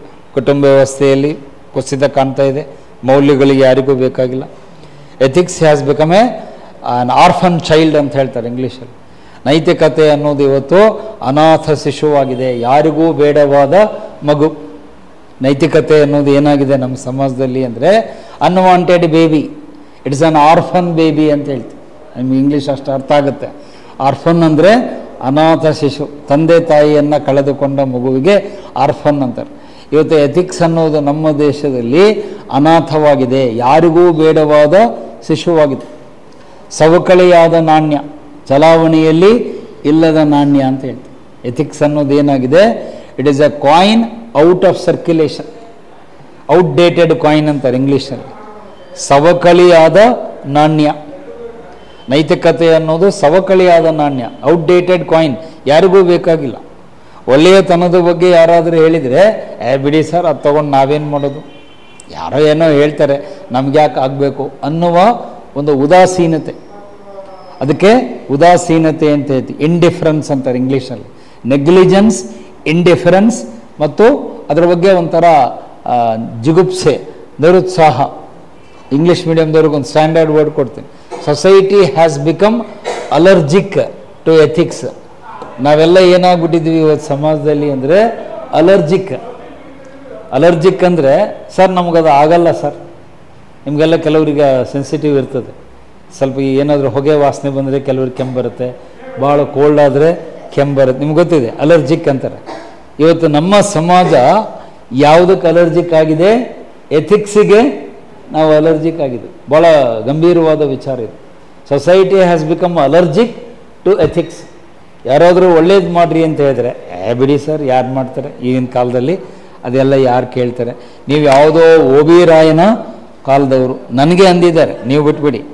ನನಗೆ ಜನ ಹೇಳ್ತಾರೆ, ಸರ್ ನೀವು ಈ ಕಾಲದಲ್ಲಿ ಇರಬೇಕಾಗಿದ್ದಲ್ಲ, ನೀವು 13-14 ಶತಮಾನ ಬಸವಣ್ಣವ್ರ ಕಾಲದಲ್ಲಿ ಇರಬೇಕಾಗಿ ಸರ್, ಬೈ ಮಿಸ್ಟೇಕಾಗಿ ಈಗ ಬಂದೀರಿ ಅಂತ ನಾನು ಬೈಸ್ಕೊಂಡಿದ್ದೀನಿ. ಆದರೆ ನಾನು ಹೇಳಿದೆ, ಹಂಗೇನಿಲ್ಲಪ್ಪ, ನಾವು ಈ ಕಾಲದಲ್ಲೇ ಸರಿಯಾಗೇ ಇದ್ದೇವೆ, ನೀವು ಸರಿ ಮಾಡಿಕೊಳ್ಳಿ ಅಂತ ನಾನು ಹೇಳಿದೆ. You are a mismatch, I am not a mismatch. ನಾನು ಮಿಸ್ ಮ್ಯಾಚ್ ಅಲ್ಲ, ನಾನು ಕರೆಕ್ಟಾಗೇ ಇದ್ದೀನಿ. ನೀವು ತಿದ್ಕೊಳ್ರಿ, ಅವಾಗ ವ್ಯವಸ್ಥೆ ಸರಿಯಾಗಿ ಹೋಗುತ್ತೆ. ಅದಕ್ಕೆ ಹಿಂದಿಯಲ್ಲೂ ಒಂದು ಮಾತು ಹೇಳ್ತಾರೆ, ಜೈಸಾ ದೃಷ್ಟಿ ವೈಸಾ ಸೃಷ್ಟಿ ಅಂತಾರೆ. ನಿಮ್ಮ ಕನ್ನಡಕ್ಕೆ ಹೇಗಿರುತ್ತೋ ದುನಿಯಾ ಹಂಗೆ ಕಾಣುತ್ತೆ. ನಾನೀಗ ನೀಲಿ ಬಣ್ಣದ ಗ್ಲಾಸ್ ಹಾಕೊಂಡು ಕ್ಲಾಸಿಗೆ ಬಂದರೆ ನೀವೆಲ್ಲ ಹೆಂಗೆ ಕಾಣ್ತೀರಿ? You look blue. ನಾನು ಕೆಂಪು ಕನ್ನಡಕ್ಕೆ ಹಾಕೊಂಬಂದರೆ ನೀವೆಲ್ಲ ರೆಡ್ಡಿಶ್ ಆಗಿ ಕಾಣ್ತೀರಿ. ಬಟ್ ಆ್ಯಕ್ಚುಲಿ ನೀವು ನೀಲಿನೂ ಅಲ್ಲ, ರೆಡ್ಡು ಅಲ್ಲ. ಆ ಫಾಲ್ಟ್ ಇರೋದು ಎಲ್ಲಿ? ನನ್ನ ಕನ್ನಡಕದಲ್ಲಿ. ನಾನು ಈ ಕನ್ನಡಕ ಸರಿಗೆ ತೆಗೆದು ಹಾಕ್ಕೊಂಡು ನೋಡಿದರೆ ವಾಸ್ತವ ಏನು ಅಂತ ಕಾಣುತ್ತೆ. ನಾನು ಹೇಳೋದು ಪಾಯಿಂಟ್ ಅರ್ಥ ಆಯ್ತಾ? ಇಲ್ಲಿ ಕನ್ನಡಕ ಅಂದರೆ ಯಾವುದು? ಇದಲ್ಲ, ಎಥಿಕ್ಸ್. ಎಥಿಕ್ಸ್ ಅನ್ನುವ ಕನ್ನಡಕ ಹಾಕ್ಕೊಂಡು ನೋಡಿದರೆ ಸಮಾಜ ಕರೆಕ್ಟಾಗಿ ಕಾಣುತ್ತೆ. ನಾವೀಗ ಎಥಿಕ್ಸ್ ಅನ್ನೋ ಕನ್ನಡಕ ಏನು ಮಾಡೀವಿ? ತೆಗೆದಿಟ್ಬಿಟ್ಟಿವಿ, ಆ ಲೆನ್ಸೇ ತೆಗೆದ್ಬಿಟ್ಟಿವಿ. ಆ ಎಥಿಕ್ಸ್ ಲೆನ್ಸ್ ಅನ್ನೋದನ್ನು ಆ ಕಡೆ ಮೂಲೆಗುಂಪು ಮಾಡಿಬಿಟ್ಟು ನಾವೀಗ ಯಾವ ಕನ್ನಡಕ ಹಾಕ್ಕೊಂಡಿವಿ ಅದನ್ನೊಂದು ಚಿತ್ರ ರೂಪದಲ್ಲೇ ಹಾಕ್ತೀನಿ, ನಿಮಗಿನ್ನೂ ಬೇಗ ಅರ್ಥ ಆಗುತ್ತೆ. ಕೆಲವೆಲ್ಲ ಡೈಗ್ರಾಮ್ ಹಾಕಿದರೆ ಬೇಗ ಅರ್ಥ ಆಗುತ್ತೆ. ಇದು ಚಸ್ಮಾ ಅಂತ ತಿಳ್ಕೊಳ್ಳಿ, ಭಾಳ ಕೆಟ್ಟದಾಗಿದೆ. I am not good in drawing, drawing ಸರಿ ಬರಲ್ಲ, ಕ್ಷಮಿಸಿಬಿಡಿ. ಇದು ಚಸ್ಮಾ ಅಂತ ತಿಳ್ಕೊಳ್ಳಿ. ಅಂದರೆ ಗಾಂಧಿ ಚಸ್ಮಾ ಅಂತ ಹೇಳ್ತೀವಿ, ಗಾಂಧೀಜಿಯವರು ಆ ಥರ ಹಾಕ್ಕೊಳ್ತಿದ್ರು, ಹೌದಾ? ಸೊ ಈ ಚಸ್ಮಾದಲ್ಲಿ ಈಗ ನಮ್ಮ ಬದುಕು ಹೆಂಗಾಗಿದೆ ಅಂದರೆ, ಒಂದು ಕಡೆ ಎಮ್, ಇನ್ನೊಂದು ಕಡೆ ಪಿ. ಈ ದೃಷ್ಟಿಯಿಂದ ನಾವು ಜಗತ್ತನ್ನು ನೋಡ್ತಾ ಇದ್ದೀವಿ. ಎಮ್ ಅಂದರೆ ಏನು, ಪಿ ಅಂದರೆ ಏನು ಅಂತ ನಿಮ್ಗೆ ಅರ್ಥ ಆಗಿರ್ಬೇಕು. ಅರ್ಥ ಆಯ್ತಾ? ಯಾರಿಗಾದರೂ ಪಾಠ ಗಮನ ಕೊಟ್ಟು ಕೇಳಿದರೆ what is M, what is P, you will understand. M ಅಂದರೆ ಮನಿ, ಹಣ. ಇವತ್ತು ಜನ ಸಮಾಜವನ್ನು, ಎಲ್ಲ ವ್ಯವಸ್ಥೆಯನ್ನು ಯಾವುದು ಕನ್ನಡಕ್ಕೆ ಹಾಕಿ ನೋಡ್ತಿದ್ದಾರೆ? ದುಡ್ಡಿನಿಂದ, ಹಣದಿಂದ. ಪಿ ಅಂದರೆ ಪವರ್, ಅಧಿಕಾರ. ಪಿ ಅಂದರೆ ಅಧಿಕಾರ, ಪವರ್. ಸೊ ಇವತ್ತು ಇಡೀ ಸಮಾಜ ಯಾವುದರ ಮೇಲೆ ನಿಂತಿದೆ ಅಂದರೆ ಎರಡೇ ಅಂಶಗಳ ಮೇಲೆ ನಿಂತಿದೆ: ದುಡ್ಡು, ಅಧಿಕಾರ. ಮನಿ, ಪವರ್. ಮನಿ, ಪವರ್. ನಾನು ಈ ಕೆಲಸ ಮಾಡಿದರೆ ದುಡ್ಡು ಬರುತ್ತಾ? ಬರಲ್ಲ, ಅಷ್ಟೇ. ಬರುತ್ತೆ ಅಂದರೆ ಮಾಡು, ಅದು ಹೆಂಗಾದ್ರೂ ಇರಲಿ, ಒಳ್ಳೆಯದಿರಲಿ ಕೆಟ್ಟದಿರಲಿ ಮಾಡು. ಇನ್ನೊಂದು ಅಧಿಕಾರ. ಅಲ್ಲಿ ನಾನು ಅದಕ್ಕೆ ಬೆಳಗ್ಗೆ ಬಂದ ತಕ್ಷಣ ವಾಜಪೇಯಿ ಅವರ ಕೊಟೇಶನ್ ಹೇಳಿದೆ, ಸತ್ತಾ ಆತಾ ಹೈ ಸತ್ತಾ ಜಾತಾ ಹೈ, ಸರ್ಕಾರ ಗಿರ್ತಾ ಹೈ ಸರ್ಕಾರ ಉಡ್ತಾ ಹೈ, ಲೇಕಿನ್ ಭಾರತ್ ಅಟಲ್ ರಹೇಗಾ. ನಾನು ಅಧಿಕಾರಕ್ಕೆ ಅಂಟಿಕೊಳ್ಳಲ್ಲ. ಅವ್ರ ಬಗ್ಗೆ ಬಹುಶಃ ಬೆಳಗ್ಗೆನೇ ಹೇಳಬೇಕಾಗಿತ್ತು, ಈಗ ಆ ಪಾಯಿಂಟ್ ಬಂದಿದ್ದಕ್ಕೆ ಹೇಳ್ತಾ ಇದ್ದೀನಿ. ಒಂದೇ ಮತ ಕಡಿಮೆ ಬಿದ್ದಿದ್ದರಿಂದ ಅವ್ರ ಸರ್ಕಾರ ಬಿದ್ದೋಯ್ತು, ಗೊತ್ತಿದೆಯಾ? Vajpayee loss the government because of one vote. ಅಲ್ಲಿ ವಿಶ್ವಾಸ ಮತಕ್ಕೆ ಚರ್ಚೆ ನಡೆದಾಗ, ನೋ ಕಾನ್ಫಿಡೆನ್ಸ್ ಮೋಷನ್ ಬಂದಾಗ ಒಂದೇ ಒಂದು ಸೀಟಿನ ಕೊರತೆ ಇತ್ತು. ಇನ್ನು ಒಬ್ಬ MP ವೋಟ್ ಹಾಕಿದರೆ ಸರ್ಕಾರ ಉಳಿತಿತ್ತು. ಆದರೆ ಒಂದು ವೋಟ್ ಕಡಿಮೆ ಬಂತು. 273 ಬೀಳಬೇಕಾಗಿತ್ತು, 272. ಒಂದು ವೋಟ್ ಕಡಿಮೆ ಆಗಿದ್ದಕ್ಕೆ ವಾಜಪೇಯಿ ಅವರ ಸರ್ಕಾರ ಬಿದ್ದೋಯ್ತು. ಇಲ್ಲಿರೋರು ಎಲ್ಲರೂ ಸೀರಿಯಸ್ ಆಗಿ ಯೋಚನೆ ಮಾಡಿರಿ. ವಾಜಪೇಯಿ ಅಂತ ಒಬ್ಬ ಸೀನಿಯರ್ ಲೀಡರ್ಗೆ ಯಾವುದೋ ಪಕ್ಷದ MP-ಗೆ ಇನ್ಫ್ಲೂಯೆನ್ಸ್ ಮಾಡಿ ಅವನಿಗೆ ದುಡ್ಡು ಕೊಟ್ಟು ಒಂದು ವೋಟ್ ಹಾಕ್ಸ್ಕೊಳ್ಳೋದು ಭಾಳ ಕಷ್ಟ ಆಯ್ತಾ? ಖಂಡಿತ ಇಲ್ಲ, ಆರಾಮ್ಸೆ ಮಾಡ್ಬೋದಾಗಿತ್ತು. ಯಾರೋ ಒಬ್ಬ MP-ಗೆ ಅಮಿತ್ ಶಾ ಒಡ್ಡಿ ನಿಮ್ಗೊಂದು 10 ಕೋಟಿನೋ 50 ಕೋಟಿ ಕೊಡ್ತೀವಿ, ನಮ್ಮ ಪರವಾಗಿ ವೋಟ್ ಹಾಕ್ರಿ ಅಂತ ಹೇಳಿದರೆ ಹಾಕ್ತಿದ್ದ ಅಂತ ಇಟ್ಕೊಳ್ಳಿ, ಸರ್ಕಾರನೂ ಉಳಿತಿತ್ತು ಅಂತ ತಿಳ್ಕೊಳ್ಳಿ, ಅವರು ಪ್ರೈಮ್ ಮಿನಿಸ್ಟರ್ನ ಹುದ್ದೆನೂ ಉಳಿತಿತ್ತು. ಆದರೆ ವಾಜಪೇಯಿ ಅವರು ಭ್ರಷ್ಟರು ಅನ್ನುವ ಹಣೆಪಟ್ಟಿ ಅವ್ರಿಗೆ ಬೀಳ್ತಿತ್ತು. ದುಡ್ಡು ಕೊಟ್ಟು ಸರ್ಕಾರ ಉಳಿಸ್ಕೊಂಡ್ರು ಅಂತೇಳಿ ಇವತ್ತು ಯಾರೋ ವಾಜಪೇಯಿ ಅವರನ್ನು ನೆನಪಿಸ್ಕೊಳ್ತಿರ್ಲಿಲ್ಲ. ಆದರೆ ಇವತ್ತು ಇಡೀ ಜಗತ್ತು ವಾಜಪೇಯಿ ಅವರನ್ನು ಎದ್ದು ಗೌರವಿಸುತ್ತೆ. ಕಾರಣ ಏನು? ಅವ್ರು ಹೇಳಿದರು, ಒಂದೇ ಓಟಿಂದ ಸರ್ಕಾರ ಬಿದ್ದರೂ ಪರವಾಗಿಲ್ಲ. ನೀವು ಬೇಕಾದ್ರೆ ಅವ್ರ ಸ್ಪೀಚ್ ಆಮೇಲೆ ಕ್ಲಾಸ್ ಹೋಗೋ ಮುಂದೆ ನಿಮಗೆ ಕೊಡ್ತೀನಿ, ಯೂಟ್ಯೂಬ್ನಲ್ಲಿದೆ. ಅರ್ಧ ಗಂಟೆ ಭಾಷಣ ಮಾಡಿದ್ದಾರೆ. ಅವ್ರು ಹೇಳ್ತಾರೆ, हम तो सत्ता को छोड़ने के लिए तैयार है, लेकिन सत्य मार्ग में हम चलने वाला है ಅಂತ ಭಾಷಣ ಮಾಡಿ. ಸತ್ಯದ ಮಾರ್ಗದಲ್ಲಿ ನಾನು ಹೋಗ್ತೇನೆ ಹೊರತು ಅಧಿಕಾರ ಹೋಗುತ್ತೆ ಸರ್ಕಾರ ಬೀಳುತ್ತೆ ಅನ್ನುವ ಭಯ ನನಗಿಲ್ಲ. ಅವ್ರು ಮುಂದುವರೆ ಹೇಳ್ತಾರೆ, ಎದುರುಗಡೆ ಸೋನಿಯಾ ಗಾಂಧಿ ಕೂತಿರ್ತಾರೆ, ಅವರು ವಿರೋಧ ಪಕ್ಷದಲ್ಲಿದ್ದರು.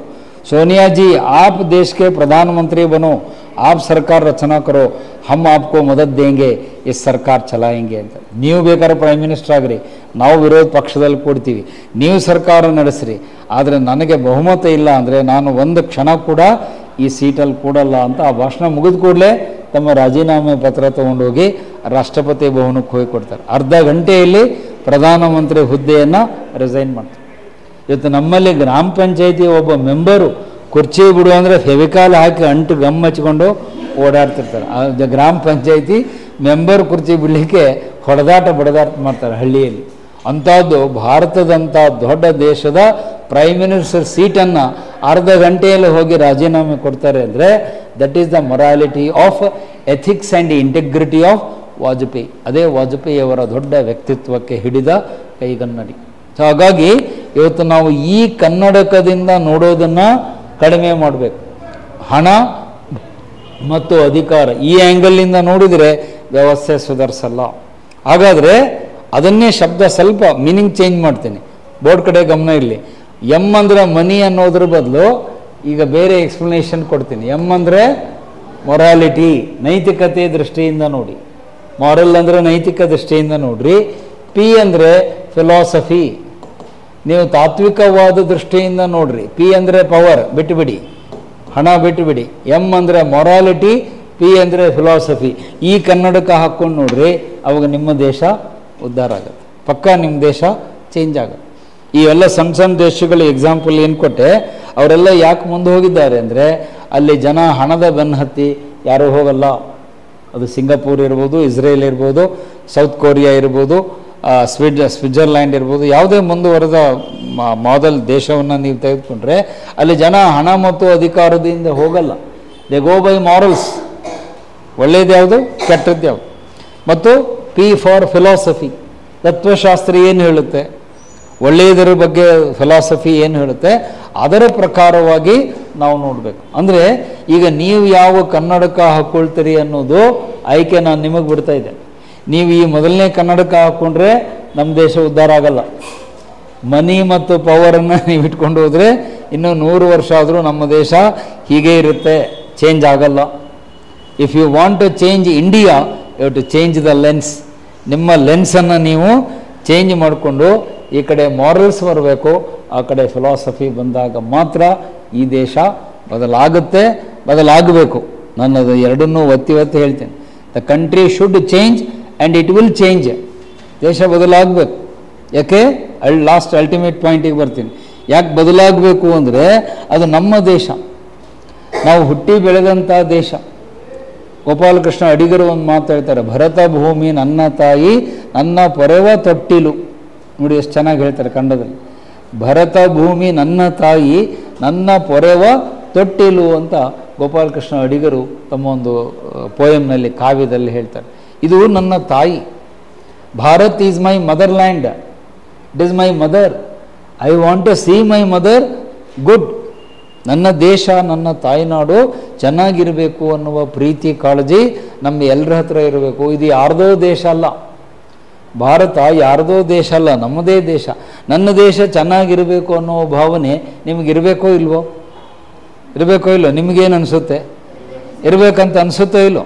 ನೀವು ಅನಿಸಲ್ಲ ಅಂದರೆ ನಾನೇನು ಮಾಡೋಕ್ಕಾಗಲ್ಲ. I am extremely sorry.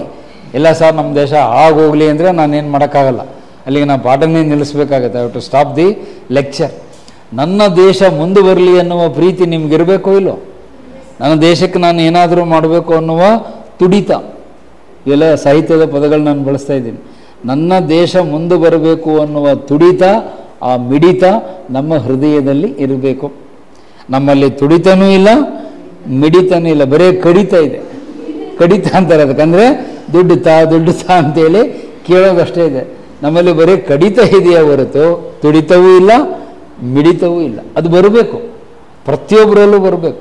ಆ ಥರ ಇದ್ದವ್ರನ್ನ ನಾವು ನೋಡಿದ್ದೇವೆ. ಅದ್ರ ಬಗ್ಗೆ ಈಗ ಹೆಚ್ಚು ಮಾತಾಡಲ್ಲ, ಸಮಯ ಆಗಿದೆ. Freedom moment ಓದಿದ್ದೀರಿ. ಫ್ರೀಡಮ್ ಮೂಮೆಂಟಲ್ಲಿ ಎಂತೆಂಥವ್ರ ಬಗ್ಗೆ ಓದಿದ್ದೀರಿ? ಭಗತ್ ಸಿಂಗ್ ಬಗ್ಗೆ, ರಾಜ್ಗುರು ಬಗ್ಗೆ, ಸುಖದೇವ್ ಬಗ್ಗೆ, ಸಂಗೊಳ್ಳಿ ರಾಯಣ್ಣ ಬಗ್ಗೆ, ಸುಭಾಷ್ ಚಂದ್ರ ಬೋಸ್ ಬಗ್ಗೆ, ಸರ್ದಾರ್ ವಲ್ಲಭಭಾಯ್ ಪಟೇಲ್ ಬಗ್ಗೆ, ನಿಮ್ಮ ರಾಮ್ ಪ್ರಸಾದ್ ಬಿಸ್ಮಿಲ್ಲಾ ಬಗ್ಗೆ, ಝಾನ್ಸಿ ರಾಣಿ ಲಕ್ಷ್ಮೀಬಾಯಿ ಬಗ್ಗೆ, ರಾಣಿ ಚೆನ್ನಮ್ಮನ ಬಗ್ಗೆ, ಸಂಗೊಳ್ಳಿ ರಾಯಣ್ಣ ಬಗ್ಗೆ, ಅವರೆಲ್ಲ ಯಾಕೆ ಆದರ್ಶ ವ್ಯಕ್ತಿಗಳಾಗಿದ್ದಾರೆ? Why they have become great heroes? Because they lived for their morals. ಈ ಮಾರಲ್ಸ್ಗಳನ್ನು ಇಟ್ಕೊಂಡು ಅವ್ರು ಫೈಟ್ ಮಾಡಿದ್ರು. ಅವ್ರು ಮನಸ್ಸು ಮಾಡಿದರೆ ಬ್ರಿಟಿಷರೊಂದಿಗೆ ಕೈ ಜೋಡಿಸ್ಬೋದಿತ್ತಲ್ಲ. ಆಯ್ತು ಬಿಡಿ ಸರ್, ನೀವು ಹೆಂಗೆ ಹೇಳ್ತೀರಿ ಹಂಗೆ ಇದ್ಬಿಡ್ತೀವಿ, ಯಾವ ಕ್ರಾಂತಿ ಬೇಡ ಏನು ಬೇಡ ಅಂತ ಹೇಳಿದರೆ ಅವ್ರಿಗೂ ಒಂದು ದೊಡ್ಡ ಪೋಸ್ಟ್ ಕೊಡ್ತಿದ್ರು. ಬ್ರಿಟಿಷರ ಜೊತೆಯಲ್ಲಿ ಅವ್ರು ಇರ್ಬೋದಾಗಿತ್ತು. ಆಗಿನ ಕಾಲದಲ್ಲಿ ICS ಎಕ್ಸಾಮ್ ಪಾಸ್ ಮಾಡಿದರು. ಸುಭಾಷ್ ಚಂದ್ರ ಬೋಸ್ ಅವರು ICS ಪರೀಕ್ಷೆ ತೇರ್ಗಡೆ ಮಾಡಿ ಆಫೀಸರ್ ಆಗಿ ಆರ್ಡರ್ ಕೊಟ್ಟಿರ್ತಾರೆ. ಆದರೆ ಅವ್ರು ಜಾಯ್ನ್ ಆಗಲ್ಲ. ನಿಮ್ಮ ಇದರಲ್ಲಿ ನೌಕರಿ ಮಾಡೋದು ನನಗೆ ಇಷ್ಟ ಇಲ್ಲ, ನಾನು ದೇಶದ ಸ್ವಾತಂತ್ರ್ಯಕ್ಕಾಗಿ ಹೋರಾಟ ಮಾಡ್ತೀನಿ ಅಂತ ಬಂದಿರೋ ಜಾಬನ್ನು ಬೇಡ ಅಂತ ಬಿಟ್ಟು ಬರ್ತಾರೆ ಸುಭಾಷ್ ಚಂದ್ರ ಬೋಸ್ ಅವರು. ಈ did not join for ICS post. Exam pass ಆಗಿ ಫೇಲ್ ಆಗಿ ಅಲ್ಲ, ಮತ್ತೆ ಎಕ್ಸಾಮ್ ಪಾಸ್ ಆಗಿ ಬೇಡ ಅಂತ ಹೇಳಿದ ವ್ಯಕ್ತಿ ಈ ದೇಶದಲ್ಲಿದ್ದಾರೆ. ಅವರು ನಿಮ್ಮ ಸುಭಾಷ್ ಚಂದ್ರ ಬೋಸ್. ಈವನ್ ಅರವಿಂದೋ ಘೋಷ್ ಅಂತ ಬರ್ತಾರೆ, ಅವರು ಅಷ್ಟೇ. ಅವರೆಲ್ಲ ಹಿಸ್ಟ್ರಿಯಲ್ಲಿ ಕ್ಲಾಸಲ್ಲಿ ಬರುತ್ತೆ. ಅರವಿಂದೋ ಘೋಷ್ ಅವರು, SN ಬ್ಯಾನರ್ಜಿ, ಸುರೇಂದ್ರನಾಥ್ ಬ್ಯಾನರ್ಜಿ, ಸುಭಾಷ್ ಚಂದ್ರ ಬೋಸ್, ಇವರೆಲ್ಲ ICS ಆಗಿ ನನಗೆ ಜಾಬ್ ಬೇಡ ಅಂತ ಬಿಟ್ಟು ಬ್ರಿಟಿಷರ ವಿರುದ್ಧ ಹೋರಾಟ ಮಾಡಿ. ಯಾಕೆ ಅವರು ಹೋರಾಟ ಮಾಡಿದರು? ಅವ್ರು ತಲೆ ಕೆಟ್ಟಿತ್ತ?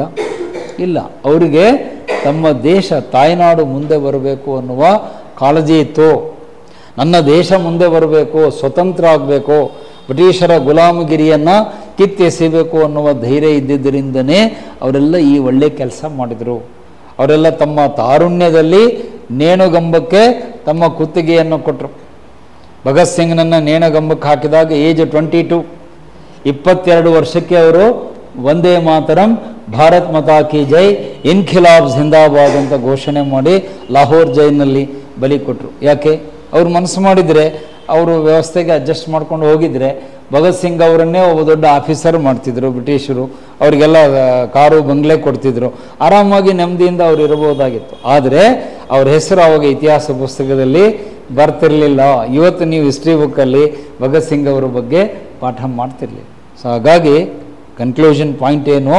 ಇವೆಲ್ಲ ಮೌಲ್ಯಗಳನ್ನು ನಮಗೆ ಬಿತ್ತಿ ಬೆಳೆಸುವ ಕೆಲಸವನ್ನು ನಮ್ಮ ಕುಟುಂಬವೇ ಮಾಡಬೇಕು, ನಮ್ಮ ಫ್ಯಾಮಿಲಿನೇ ಮಾಡಬೇಕು. ನಮ್ಮ ಫ್ಯಾಮಿಲಿಯಲ್ಲಿರುವ ಎಲ್ಲ ಸದಸ್ಯರು ಈ ಒಳ್ಳೆಯತನದ ಬಗ್ಗೆ ನಾವು ಕಲಿಸ್ಕೊಡ್ಬೇಕು. ಆವಾಗ ಒಳ್ಳೆಯ ಸಮಾಜ, ಒಳ್ಳೆಯ ಆಡಳಿತ, ಒಳ್ಳೆಯ ರಾಷ್ಟ್ರ ನಿರ್ಮಾಣ ಆಗುವುದರಲ್ಲಿ ಯಾವ ಸಂಶಯ ಇಲ್ಲ. ನೋ ಡೌಟ್ ಅಟ್ ಆಲ್ ಅಂತ ಹೇಳ್ತೀವಿ.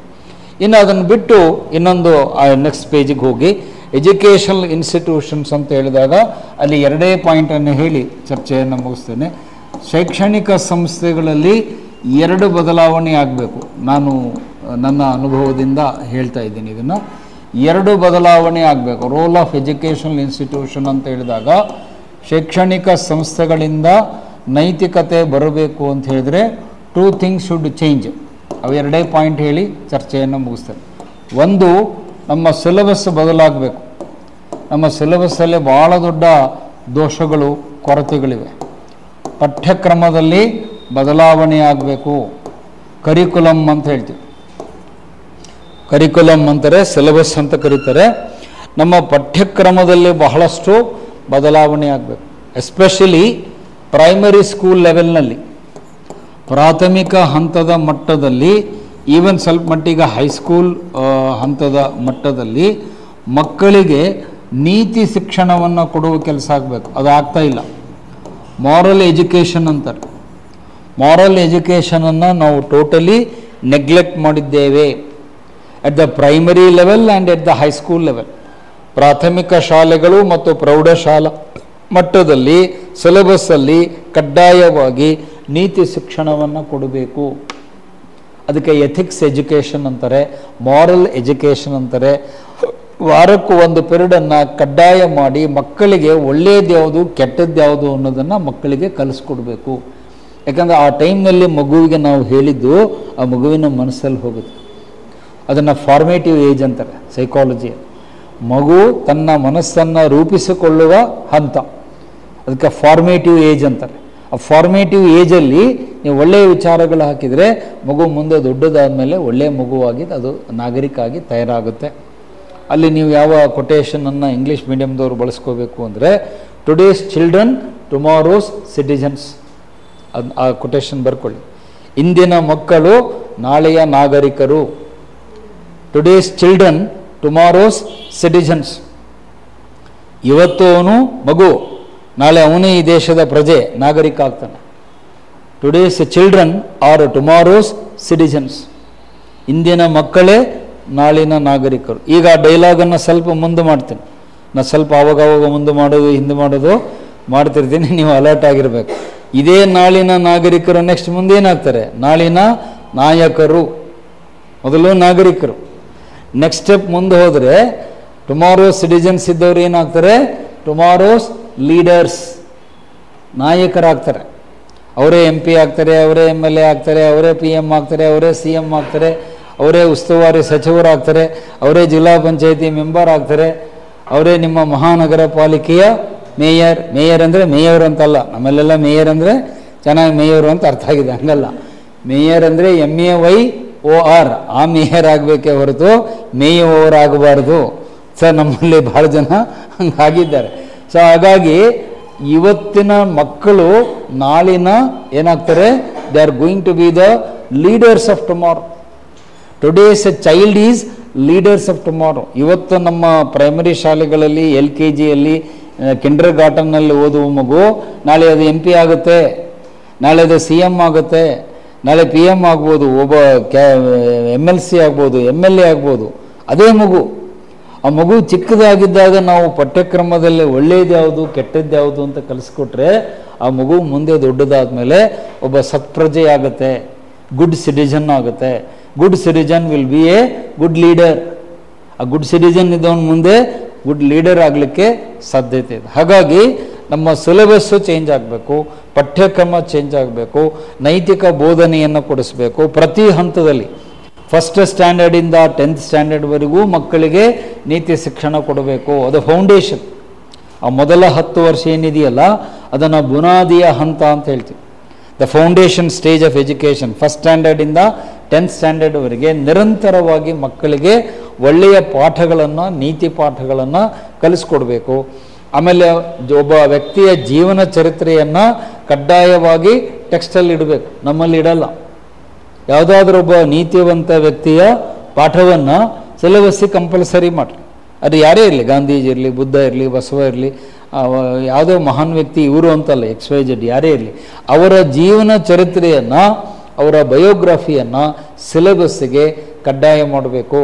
ಅವಾಗ ಆ ಮಗು ಆ ವ್ಯಕ್ತಿಯ ಜೀವನ ಚರಿತ್ರೆ ಓದಿ ಮುಂದೆ ನಾಳೆ ದೊಡ್ಡವನಾದಮೇಲೆ ನಾನು ಹಿಂಗಾಗಬೇಕು, ನಾನು ಗಾಂಧೀಜಿಯವರು ಆದಂಗೆ ಆಗಬೇಕು, ನಾನು ಅಂಬೇಡ್ಕರ್ ಆದಂಗೆ ಆಗಬೇಕು, ನಾನು ಅಬ್ದುಲ್ ಕಲಾಂ ಆದಂಗೆ ಆಗಬೇಕು ಅನ್ನುವ ಕನಸು, ಡ್ರೀಮು ಅವನ ಮನಸ್ಸಲ್ಲಿ ಬರುತ್ತೆ. ಅವನ ಮನಸ್ಸಲ್ಲಿ ಆ ಕನಸು ಅದು ಚಿಗುರು ಹೊಡಿಬೇಕು. The dream has to spring out ಅಂತಾರೆ.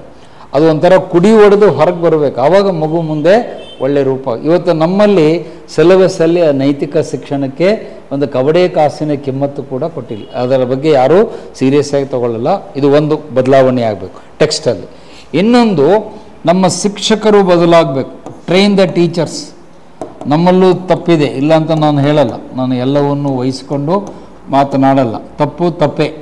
ಇವತ್ತು ನಮ್ಮಲ್ಲಿ ಕೂಡ 80% ಟೀಚರ್ಸ್ಗಳು ಮೊರಾಲಿಟಿಯನ್ನು ಕೈ ಬಿಟ್ಕೊಂಡಿದ್ದಾರೆ. 80% ಶಿಕ್ಷಕರುಗಳು ನೈತಿಕತೆಯನ್ನು ಬಿಟ್ಟು, ಆ ಕಟ್ಟುಪಾಡುಗಳನ್ನ ಬಿಟ್ಟು ಹೊರಗೆ ಹೋಗ್ತಿದ್ದಾರೆ. ಬಹುಶಃ ನಾನೀಗ ಹೆಚ್ಚು ಮಾತಾಡಲ್ಲ, ಸಮಯ ಆಗಿರೋದ್ರಿಂದ. ಕೆಲವು ವರ್ಷಗಳ ಹಿಂದೆ ನೀವು ಪೇಪರಲ್ಲಿ ಓದಿದ್ರಿ, ಮೈಸೂರು ಯೂನಿವರ್ಸಿಟಿಯಲ್ಲಿ ಒಬ್ಬ ಪ್ರೊಫೆಸರ್, ಅವ್ರ ಹೆಸರು ಬಂದಿತ್ತು, ಫೋಟೋನೂ ಬಂದಿತ್ತು ಪ್ರಜಾವಾಣಿಯಲ್ಲಿ, ತಮ್ಮ ರಿಸರ್ಚ್ ಮಾಡಲಿಕ್ಕೆ ಬರುವಂಥ ವಿದ್ಯಾರ್ಥಿನಿಯ ಮೇಲೆ, ರಿಸರ್ಚ್ ಅಂದರೆ ನಿಮ್ಗೆ ಗೊತ್ತಿದೆ, PhD ಮಾಡಲಿಕ್ಕೆ ಅಂತ ಅವ್ರು ರಿಜಿಸ್ಟರ್ ಮಾಡಿರ್ತಾರೆ, ಅವ್ರು ಸೀನಿಯರ್ ಪ್ರೊಫೆಸರು, ತಮ್ಮ ಕೈಯಲ್ಲಿ ರಿಸರ್ಚ್ ಮಾಡಲಿಕ್ಕೆ ಅಂತ ಬಂದ ವಿದ್ಯಾರ್ಥಿನಿಯ ಮೇಲೆ ಬಲಾತ್ಕಾರ ಮಾಡಿದರು, ರೇಪ್ ಮಾಡಿದರು, ಅರೆಸ್ಟ್ ಆದರು, ಜೈಲಿಗೆ ಕಳಿಸಿದ್ರು ಅವ್ರನ್ನ. ಅಂದರೆ ಇಮ್ಯಾಜಿನ್ ಮಾಡಲಿಕ್ಕೂ ಆಗಲ್ಲ. ನಿಮ್ಮ ಕೈಯಲ್ಲಿ ಪಾಠ ಕಲೀಲಿಕ್ಕೆ ಅಂತ ಬಂದ ನಿಮ್ಮ ಸ್ಟೂಡೆಂಟ್ ಮೇಲೆ ಒಬ್ಬ ಯೂನಿವರ್ಸಿಟಿ ಪ್ರೊಫೆಸರ್ ಅತ್ಯಾಚಾರ ಮಾಡ್ತಾನೆ ಅಂದರೆ ನಿಮ್ಮ ಮೊರಾಲಿಟಿ ಎಲ್ಲಿ ಹೋಯಿತು? ನಿಮ್ಮನ್ನು ಯಾವ ಬಾಯಿಂದ ಟೀಚರ್ಸ್ ಅಂತ ಕರಿಬೇಕು? How can I call such A person as a professor? ಒಬ್ಬ ವಿದ್ಯಾರ್ಥಿ ಅಂದರೆ ನಿಮಗೆ ಅವರು ಮಕ್ಕಳಿದ್ದ ಹಾಗೆ. ಈಗ ನೀವು ಇಷ್ಟು ಜನ ನಾನು ಎದುರುಗಡೆ ಕೂತೀರಿ, I treat you as my own family members. ನನ್ನ ಏನು ಮನೆಯ ಫ್ಯಾಮಿಲಿ ಮೆಂಬರ್ಸ್ ಹೇಗಿದ್ದೀರಿ ಹಾಗೆ ಆ ಗೌರವದಿಂದ ನಾನು ನಿಮ್ಮನ್ನು ಕಾಣ್ತೇನೆ. ಬರೀ ವಿದ್ಯಾರ್ಥಿಗಳು ಅಂತ ನಾನು ನೋಡಲ್ಲ. I treat as my brothers and sisters. ಅದು ನಿಮಗೂ ಗೊತ್ತಿದೆ. ನನ್ನ ಇದರನ್ನು ನೀವು ನೋಡ್ತಿರ್ತೀರಿ. ನಾನು ಯಾವತ್ತೂ ಕೂಡ ವಿದ್ಯಾರ್ಥಿಗಳನ್ನು ಇದರ ದೃಷ್ಟಿಯಿಂದ ನೋಡಲ್ಲ, ನೋಡಬಾರ್ದು. ಒಬ್ಬ ಟೀಚರ್ ಆದವನಿಗೆ ಆ ಒಂದು ಶುದ್ಧಿ ಇರಬೇಕು, ಮಾನಸಿಕ ಶುದ್ಧತೆ, purity of mind, purity of vision ಅಂತ ಕರೀತಾರೆ ಇಂಗ್ಲೀಷಲ್ಲಿ. ನಮ್ಮ ದೃಷ್ಟಿ ಶುದ್ಧವಾಗಿರಬೇಕು, ಭಾವನೆಗಳು ಶುದ್ಧವಾಗಿರಬೇಕು. ಆದರೆ ಒಬ್ಬ ಯೂನಿವರ್ಸಿಟಿ ಪ್ರೊಫೆಸರ್ ಮೇಲೆ ಮೈಸೂರು ಯೂನಿವರ್ಸಿಟಿಯಲ್ಲಿ ಒಂದು ಆ ರೇಪ್ ಕೇಸ್ ಬುಕ್ ಆಗಿತ್ತು. ಭಾಳ ಶೇಮ್ಫುಲ್ ಘಟನೆ ಅಂತ ಹೇಳ್ತೀವಿ. ಯಾಕೆ ಹೀಗೆ ಆಗ್ತಿದೆ ಅಂದರೆ ನಮ್ಮ ಟೀಚರ್ಸ್ಗಳು ಕೂಡ ಸರಿಯಾದ ನಡವಳಿಕೆಯನ್ನು ಕಲ್ತ್ಕೊಳ್ಬೇಕು. ನಾನೊಬ್ಬ ಟೀಚರ್ ಅನ್ನುವ ಜವಾಬ್ದಾರಿ ನನ್ನ ಮೈಂಡಲ್ಲಿ ಇರಬೇಕು. ನೆನ್ಪಿಟ್ಕೊಳ್ಳಿ, A teacher is not just A teacher, he is the torch bearer of ethics ಅಂತಾರೆ ಇಂಗ್ಲೀಷಲ್ಲಿ. ಆ ವರ್ಡ್ ನೋಟ್ ಮಾಡಿ.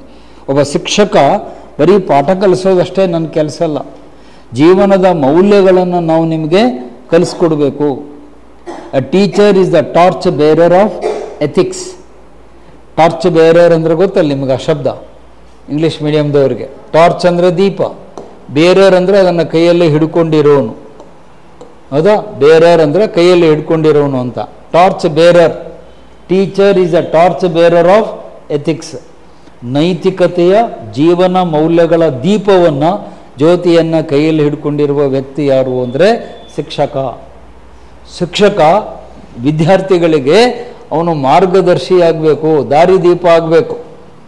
ನಮ್ಮ ಬದುಕು ನಿಮಗೆ ದಾರಿದೀಪ ಆಗಬೇಕು. ನಮ್ಮನ್ನು ನೋಡಿ ನೀವು ತಿದ್ದುಕೊಳ್ಳುವಂಥ ರೀತಿಯಲ್ಲಿ ನಾವು ಬದುಕಬೇಕೇ ಹೊರತು ನಾವೇ ತಪ್ಪಿತಸ್ಥನ ಸ್ಥಾನದಲ್ಲಿ ನಿಂತರೆ, ಶಿಕ್ಷಕರೇ ತಪ್ಪಿ ದಾರಿಯಲ್ಲಿ ನಿಂತರೆ. ಆ ಸೆಂಟೆನ್ಸ್ ಬರ್ಕೊಳ್ಳಿ. Teacher is the torch bearer of ethics. Teacher ಅಂದರೆ ಇಲ್ಲಿ ಯಾರೇ ಇರ್ಬೋದು, ಅವರು ಪ್ರೈಮರಿ ಸ್ಕೂಲಲ್ಲಿ ಇರ್ಬೋದು, ಯೂನಿವರ್ಸಿಟಿಯಲ್ಲಿ ಇರ್ಬೋದು, ಕಾಲೇಜಲ್ಲಿ ಇರ್ಬೋದು. ಜನರಲ್ ಅರ್ಥದಲ್ಲಿ ಹೇಳ್ತಾ ಇದ್ದೇನೆ. Teacher is the torch bearer of ethics. ಒಬ್ಬ ಶಿಕ್ಷಕ ನೈತಿಕ ಮೌಲ್ಯಗಳ, ಜೀವನ ಮೌಲ್ಯಗಳ ದಾರಿದೀಪ, ಮಾರ್ಗದರ್ಶಿಯಾಗಿರ್ತಾನೆ, ಅದರ ಬೆಳಕಾಗಿರ್ತಾನೆ. ಆ ಟೀಚರ್ ಹಚ್ಚಿದ ಬೆಳಕಿನ ದಾರಿಯಲ್ಲಿ ನೀವು ನಡಿಬೇಕು. ಅವಾಗ ಆ ಬೆಳಕು ಅದು ಕರೆಕ್ಟ್ ಇರಬೇಕು. ಆ ಬೆಳಕೇ ತಪ್ಪಾಗ್ಬಿಟ್ರೆ, ಆ ಬೆಳಕೆ ಕೆಟ್ಟದ್ದಾದರೆ ನೀವು ಕೆಟ್ಟ ದಾರಿಯಲ್ಲಿ ಹೋಗ್ತೀರಿ. ಎಷ್ಟೋ ಸಾರಿ ನೀವೇ ಮಾತಾಡ್ಕೊಳ್ತೀರಿ, ಬಿಡಿ ಸರ್ ನಮ್ಮ ಟೀಚರೇ ಹೆಂಗಿದ್ದಾರೆ, ನಮ್ಮ ಪ್ರೊಫೆಸರೇ ಹೆಂಗಿದ್ದಾರೆ, ನಮ್ಮ HODನೇ ಹಿಂಗಿದ್ದಾರೆ. ಅದು ನಾನು ಹೇಳಬಾರ್ದು ಓಪನ್ ಆಗಿ, ಬಟ್ ನಿಮಗೆ ಕೆಲವ್ರಿಗೆ ಗೊತ್ತಿರುತ್ತೆ ಅಂತ ಹೇಳ್ತೇನೆ. ಎಷ್ಟೋ ಸಾರಿ ನಮ್ಮ ಕಲಿಸಿದಂಥ ಟೀಚರ್ಗಳೇ ಬಾರ್ಗಳಿಗೆ ಹೋಗೋದನ್ನು ನೀವು ನೋಡಿರ್ತೀರೋ ಇಲ್ಲೋ? ಬಾರ್ ಆ್ಯಂಡ್ ರೆಸ್ಟೋರೆಂಟಿಗೆ ನಿಮಗೆ ಪಾಠದ ಮಾಡಿದ ಟೀಚರ್ಗಳು ಹೋಗಿರ್ತಾರೆ, ನೀವು ಅವ್ರು ಹೋಗೋದನ್ನು ನೋಡ್ತೀರಿ.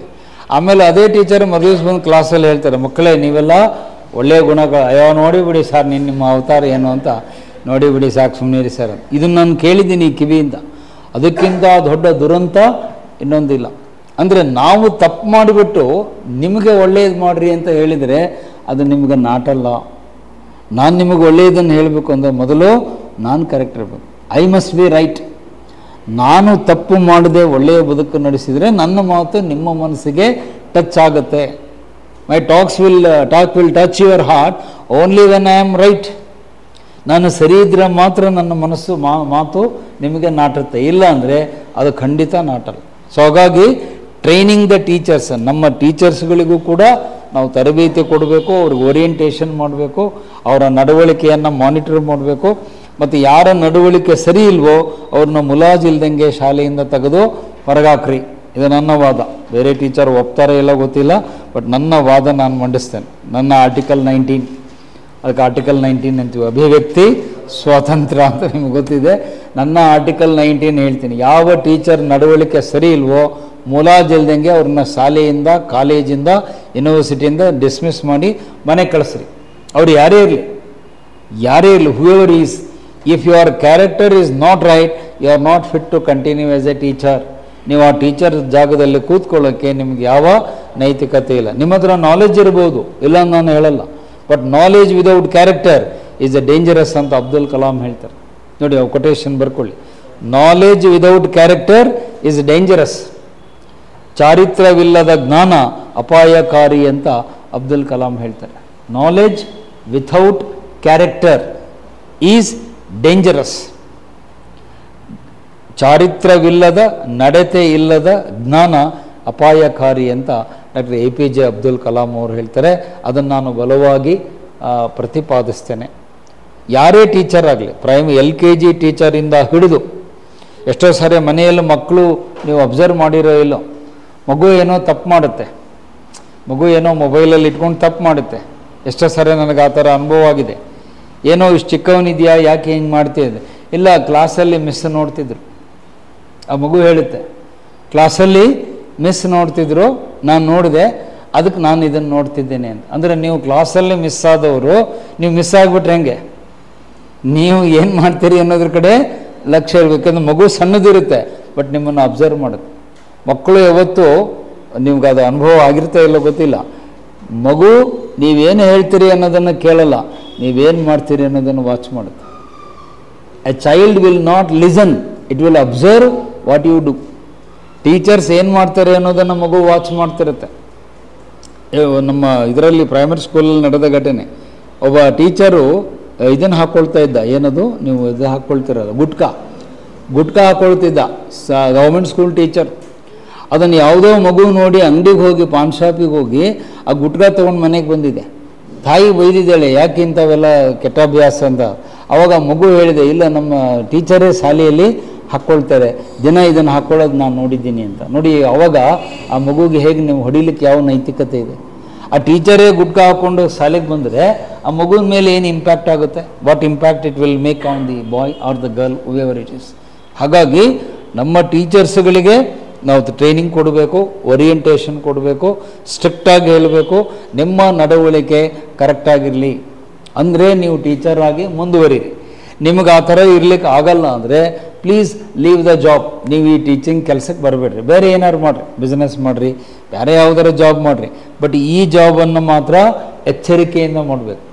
ಬೇರೆ ಕೆಲಸಗಳು ಬೇರೆ. ಯಾಕೆ ನಾನು ಫಸ್ಟ್ ಸೆಷನಲ್ಲಿ ಹೇಳಿದೆ, teacher is not A profession.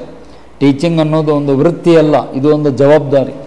ಆ ಜವಾಬ್ದಾರಿ ಹೊತ್ಕೊಳ್ಳೋಕೆ ರೆಡಿ ಇದ್ದರೆ ನೀವು ಇಂಥ ಪೋಸ್ಟ್ಗಳಿಗೆ ಬರ್ರಿ. ನಿಮಗಿಲ್ಲ ಸರ್ ಮಾಡಲಿಕ್ಕಾಗಲ್ಲ, ನಮಗೆ ಭಾಳ ಕಷ್ಟ ಆಗುತ್ತೆ ಅಂದರೆ ದಯವಿಟ್ಟು ಈ ಕೆಲಸಕ್ಕೆ ಬರಬೇಡ್ರಿ, ಬೇರೆ ಏನಾದ್ರು ಜಾಬ್ ಮಾಡಿ. ಅಟ್ಲೀಸ್ಟು ಬೇರೆಯವರಾದರೂ ನಿಮ್ಮ ಕಡೆಯಿಂದ ಬಚಾವಾಗ್ತಾರೆ. ಇಲ್ಲಾಂದರೆ ನಿಮ್ಮ ಕೆಟ್ಟ ದಾರಿಯನ್ನು ನೋಡಿ ನಮ್ಮ ನೆಕ್ಸ್ಟ್ ಮುಂದಿನ ಪೀಳಿಗೆಯ ಹುಡುಗರು ಕೂಡ ಹಾಳಾಗ್ಬಾರ್ದು. ಅದನ್ನು ಹಳ್ಳಿ ಕಡೆ ಜನ ಗಾದೆ ಮಾತಲ್ಲಿ ಭಾಳ ಚೆನ್ನಾಗಿ ಹೇಳ್ತಾರೆ, ಕೋತಿ ತಾನು ಹಾಳಾಗೋದಲ್ಲದೆ ಇಡೀ ವನವನ್ನೆಲ್ಲ ಹಾಳು ಮಾಡ್ತೇವೆ ಅಂತಾರೆ. ನಾವು ಆ ಕೋತಿ ಥರ ಇಡೀ ವನ ಹಾಳು ಮಾಡೋ ಕೆಲಸ ಟೀಚರ್ ಆದವರು ಮಾಡಬಾರ್ದು. ನಾವು ಒಂದು ಒಳ್ಳೆಯ ಮಾದರಿಯಾಗಿ ಮೇಲ್ಪಂಕ್ತಿ ಆಗಿರಬೇಕು. We must be a role model. Teacher must be a role model, no exception. ಅಲ್ಲಿ ಯಾವ ಕನ್ಸೆಷನ್ನು ಇಲ್ಲ, ಎಕ್ಸೆಪ್ಷನ್ ಇಲ್ಲ. ಸೊ ಇದು ಶೈಕ್ಷಣಿಕ ಸಂಸ್ಥೆಗಳಲ್ಲಿ ಆಗಬೇಕು. ಲಾಸ್ಟ್ ಇನ್ನೊಂದು ಮೂರನೇ ಪಾಯಿಂಟ್ ಶಿಕ್ಷಣ ಸಂಸ್ಥೆಗಳ ಬಗ್ಗೆ ಹೇಳುವಂಥದ್ದು, ಸಮಾಜದ ದೃಷ್ಟಿಕೋನ ಕೂಡ ಚೇಂಜ್ ಆಗಬೇಕು. ಸೋಷಿಯಲ್ ಆ್ಯಟಿಟ್ಯೂಡ್ ಚೇಂಜ್ ಆಗಬೇಕು. ಇವತ್ತು ನಮ್ಮಲ್ಲಿ ಶಿಕ್ಷಕರಿಗೆ ಶಿಕ್ಷಣದ ಕಡೆಗೆ ಸಮಾಜದ ದೃಷ್ಟಿಕೋನವೂ ಕೂಡ ಸರಿ ಇಲ್ಲ. The social attitude is not conducive for education. ಶಿಕ್ಷಣ ಸಂಸ್ಥೆಗಳ ಬಗ್ಗೆ, ಶಿಕ್ಷಕರ ಬಗ್ಗೆ, ಶಿಕ್ಷಣದ ಮೌಲ್ಯಗಳ ಬಗ್ಗೆ ಸಮಾಜದ ದೃಷ್ಟಿಕೋನ ಕೂಡ ಸರಿಯಾಗಿಲ್ಲ. ಆಟಿಟ್ಯೂಡ್ ಅಂದರೆ ದೃಷ್ಟಿಕೋನ. ಸಮಾಜದ ದೃಷ್ಟಿಕೋನ ಹೆಂಗಿದೆ ಅಂದರೆ, ಮತ್ತೆ ನಾನಾಗಲೇ ಆ ಕನ್ನಡಕದ ಚಿತ್ರ ಹಾಕಿದ್ದೆ, ಹಿಂದಿನ ಪೇಜಲ್ಲಿ ಹೋಗಿತ್ತು, ಮತ್ತೊಮ್ಮೆ ನಿಮ್ಮನ್ನು ನೆನಪು ಮಾಡ್ತೀನಿ. ಸಮಾಜ ಕೂಡ ಯಾವುದೇ ಬೆನ್ನು ಹತ್ಕೊಂಡು ಹೋಗ್ತಾ ಇದೆ, ಈ ಕಡೆ ಹಣ, ಈ ಕಡೆ ಅಧಿಕಾರ. ಸಮಾಜಕ್ಕೂ ಅದೇ ಬೇಕಾಗಿದೆ. Society also wants money and power. ಬಹುಶಃ ಈಗ ನಿಮ್ಗೆ ಈ ಕಡೆ ಕೂತಿರೋರಿಗೆ ಗರ್ಲ್ಸ್ಗೆ ಈ ಮಾತು ಹೇಳ್ತೀನಿ, ಬೇಗ ಅರ್ಥ ಆಗುತ್ತೆ. ಇನ್ನು ಸ್ವಲ್ಪ ದಿವಸ ಆದಮೇಲೆ ನಿಮ್ಮ ಮನೆಯಲ್ಲಿ ನಿಮ್ಮ ಮದುವೆ ಮಾಡ್ತಾರೆ ಪೇರೆಂಟ್ಸ್, ಹೌದಾ? ಅವಾಗ ಹುಡುಗನ ಹುಡುಕ್ಬೇಕಾಗುತ್ತೆ. ಪೇರೆಂಟ್ಸ್ ಫಸ್ಟ್ ಹುಡುಕೋದೇನು, ಎಂಥ ಹುಡುಗ ಬೇಕು ಅಂತ ಹೇಳಿದಾಗ ಮನೆಯಲ್ಲಿ ಏನು ಚರ್ಚೆ ಬರುತ್ತೆ? ಯಾರ ಹತ್ರ ಜಾಸ್ತಿ ಅರ್ನಿಂಗ್ ಇದೆ, ಪ್ಯಾಕೇಜು 15 ಲಕ್ಷ, 20 ಲಕ್ಷ, 30 ಲಕ್ಷ, 50 ಲಕ್ಷ ಡಾಲರ್ನಲ್ಲಿ, ಅಲ್ಲಿ ಅಮೇರಿಕಾದ್ದು ಡಾಲರ್ನಲ್ಲಿ ಜಾಸ್ತಿ ಹಣ ಯಾರಿದೆ ಅಂಥವ್ರಿಗೆ ಹುಡುಕ್ರಿ.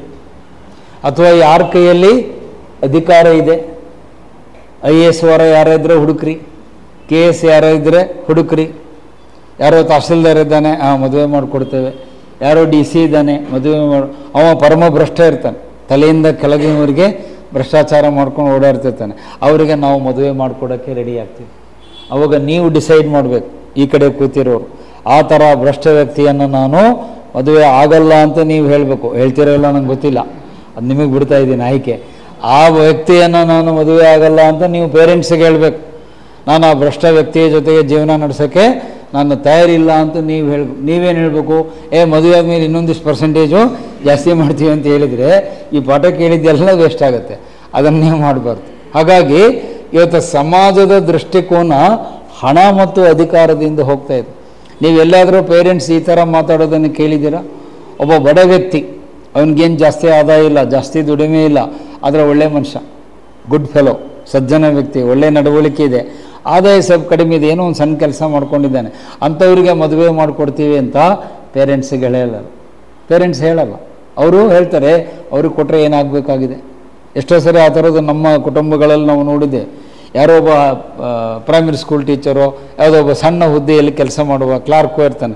ಸರ್ ಭಾಳ ಒಳ್ಳೆಯ ಮನುಷ್ಯ ಸರ್, ಭಾಳ ದೇವರಂಥ ವ್ಯಕ್ತಿ, ಒಳ್ಳೆ ನಡವಳಿಕೆ ಇದೆ, ಸಂಬಳ ಸ್ವಲ್ಪ ಕಡಿಮೆ ಇದೆ, ನಿಮ್ಮ ಮಗಳು ಮದುವೆ ಮಾಡಿಕೊಡ್ತೀರಾ? ಇಲ್ಲ ಸರ್, ಸಾಧ್ಯ ಇಲ್ಲ. ಮತ್ತು ಯಾರಿಗೆ ಕೊಡ್ತೀರಿ? ಈ ಎರಡರ ಹಿಂದೆ ಬೆನ್ನು ಹತ್ಕೊಂಡು. ಇಲ್ಲಿ ನಮ್ಮ ಸಮಾಜದ ದೃಷ್ಟಿಕೋನ ಏನು ಅನ್ನೋದನ್ನು ನಾನು ಹೇಳ್ತಿದ್ದೇನೆ. Our social attitude is also defective. ಸಮಾಜದಲ್ಲಿ ಆ ದೋಷವನ್ನು ನಾವು ತಿದ್ದಬೇಕು. ತಂದೆ ತಾಯಿಗಳಾದವರು ನಾವು ಮೊದಲು ಡಿಸೈಡ್ ಮಾಡಬೇಕು. ನಮ್ಮ ಮಗಳನ್ನು ಒಳ್ಳೆಯ ವ್ಯಕ್ತಿಗೆ ನಾವು ಕೊಡ್ತೇವೆ, ಒಳ್ಳೆಯ ನಡವಳಿಕೆ ಇರುವಂಥ ವ್ಯಕ್ತಿಗೆ ಮದುವೆ ಮಾಡಿಕೊಡ್ತೇವೆ ಅಂತ ನಾವು ಹೇಳಬೇಕು. ನೀವು ಒಳ್ಳೆಯ ವ್ಯಕ್ತಿಯನ್ನೇ ಮದುವೆ ಆಗ್ತೀನಿ ಅಂತ ನೀವು ಡಿಸೈಡ್ ಮಾಡಬೇಕು. ನಿಮ್ಮದು ಪಾತ್ರ ಇದೆ. You must tell your parents, I will marry a good person, not a rich person. ಅಲ್ಲಿ ವ್ಯತ್ಯಾಸ ಇದೆ. ರಿಚ್ ಪರ್ಸನ್ ಬೇರೆ, ಗುಡ್ ಪರ್ಸನ್ ಬೇರೆ. Good person may not be rich. ಸಾಮಾನ್ಯವಾಗಿ ಒಳ್ಳೆಯ ವ್ಯಕ್ತಿಗಳು ಶ್ರೀಮಂತಿರಲ್ಲ, ಶ್ರೀಮಂತ ವ್ಯಕ್ತಿಗಳು ಎಲ್ಲರೂ ಒಳ್ಳೆಯವರಾಗಿರಲ್ಲ. ಅದು ನಿಮಗೂ ಗೊತ್ತಿದೆ. All rich persons are not good and good person may not be rich. ಈಗ ಆಯ್ಕೆ ನಿಮಗೆ ಒಳ್ಳೆಯದು ಬೇಕೋ ಶ್ರೀಮಂತಿಕೆ ಬೇಕು. ನೀವೇನು ಆರಿಸ್ಕೋತೀರಿ? ಅದು ನಮ್ಮಿಷ್ಟ ಸರ್, ಏನೋ ಮಾಡ್ತೀವಿ ಅಂತಲ್ಲ, ನಾನು ಪ್ರಶ್ನೆಗೋಸ್ಕರ ಕೇಳ್ತಾ ಇದ್ದೀನಿ. ನೀವೇನು ಆರಿಸ್ಕೋಬೇಕು? ಸರ್ ನಮಗೆ ಒಳ್ಳೆಯ ವ್ಯಕ್ತಿ ಬೇಕು ಅಂತ ಆರಿಸ್ಕೋಬೇಕು ಹೊರತು ಹಣದ ಬೆನ್ನತ್ತಿ ಹೋಗಬೇಡಿ. ಹಣದ ಬೆನ್ನತ್ತಿ ಹೋದರೆ ಗುಣ ಹೋಗುತ್ತೆ. ಹಣ ಮತ್ತು ಗುಣ ಎರಡೂ ಒಟ್ಟಿಗೆ ಹೋಗಲ್ಲ. ಅವು ನೆನ್ಪಿಟ್ಕೊಳ್ಳಿ.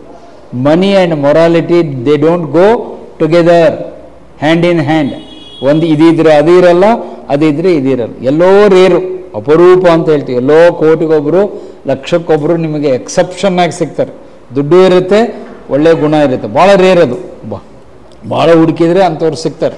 ಬಟ್ ನಾರ್ಮಲಿ ನಾವು ಜನರಲಾಗಿ ತೆಗೆದುಕೊಂಡಾಗ ಒಂದಿದ್ರೆ ಒಂದಿರಲ್ಲ.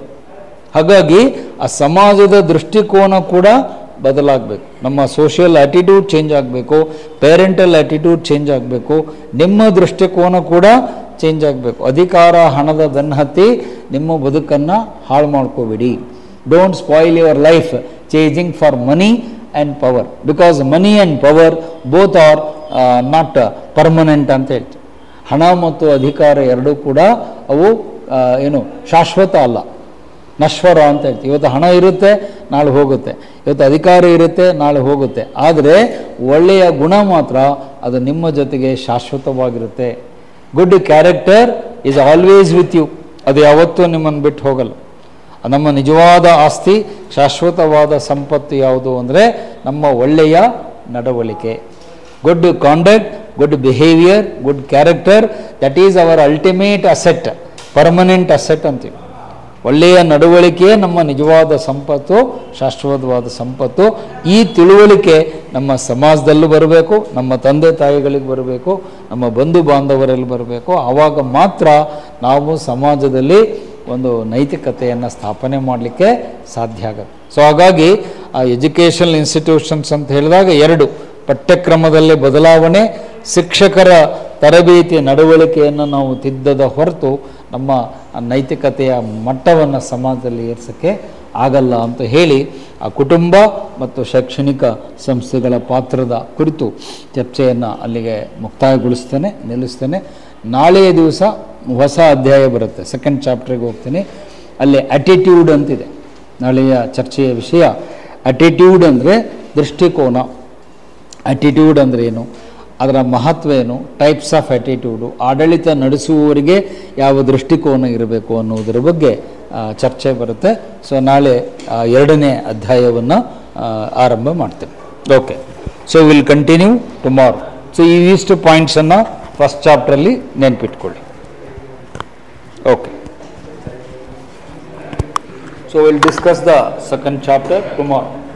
ನಾಳೆ ಹೊಸ ಚಾಪ್ಟರ್ನ ಚರ್ಚೆಗೆ ತೆಗೆದುಕೊಳ್ತೀನಿ.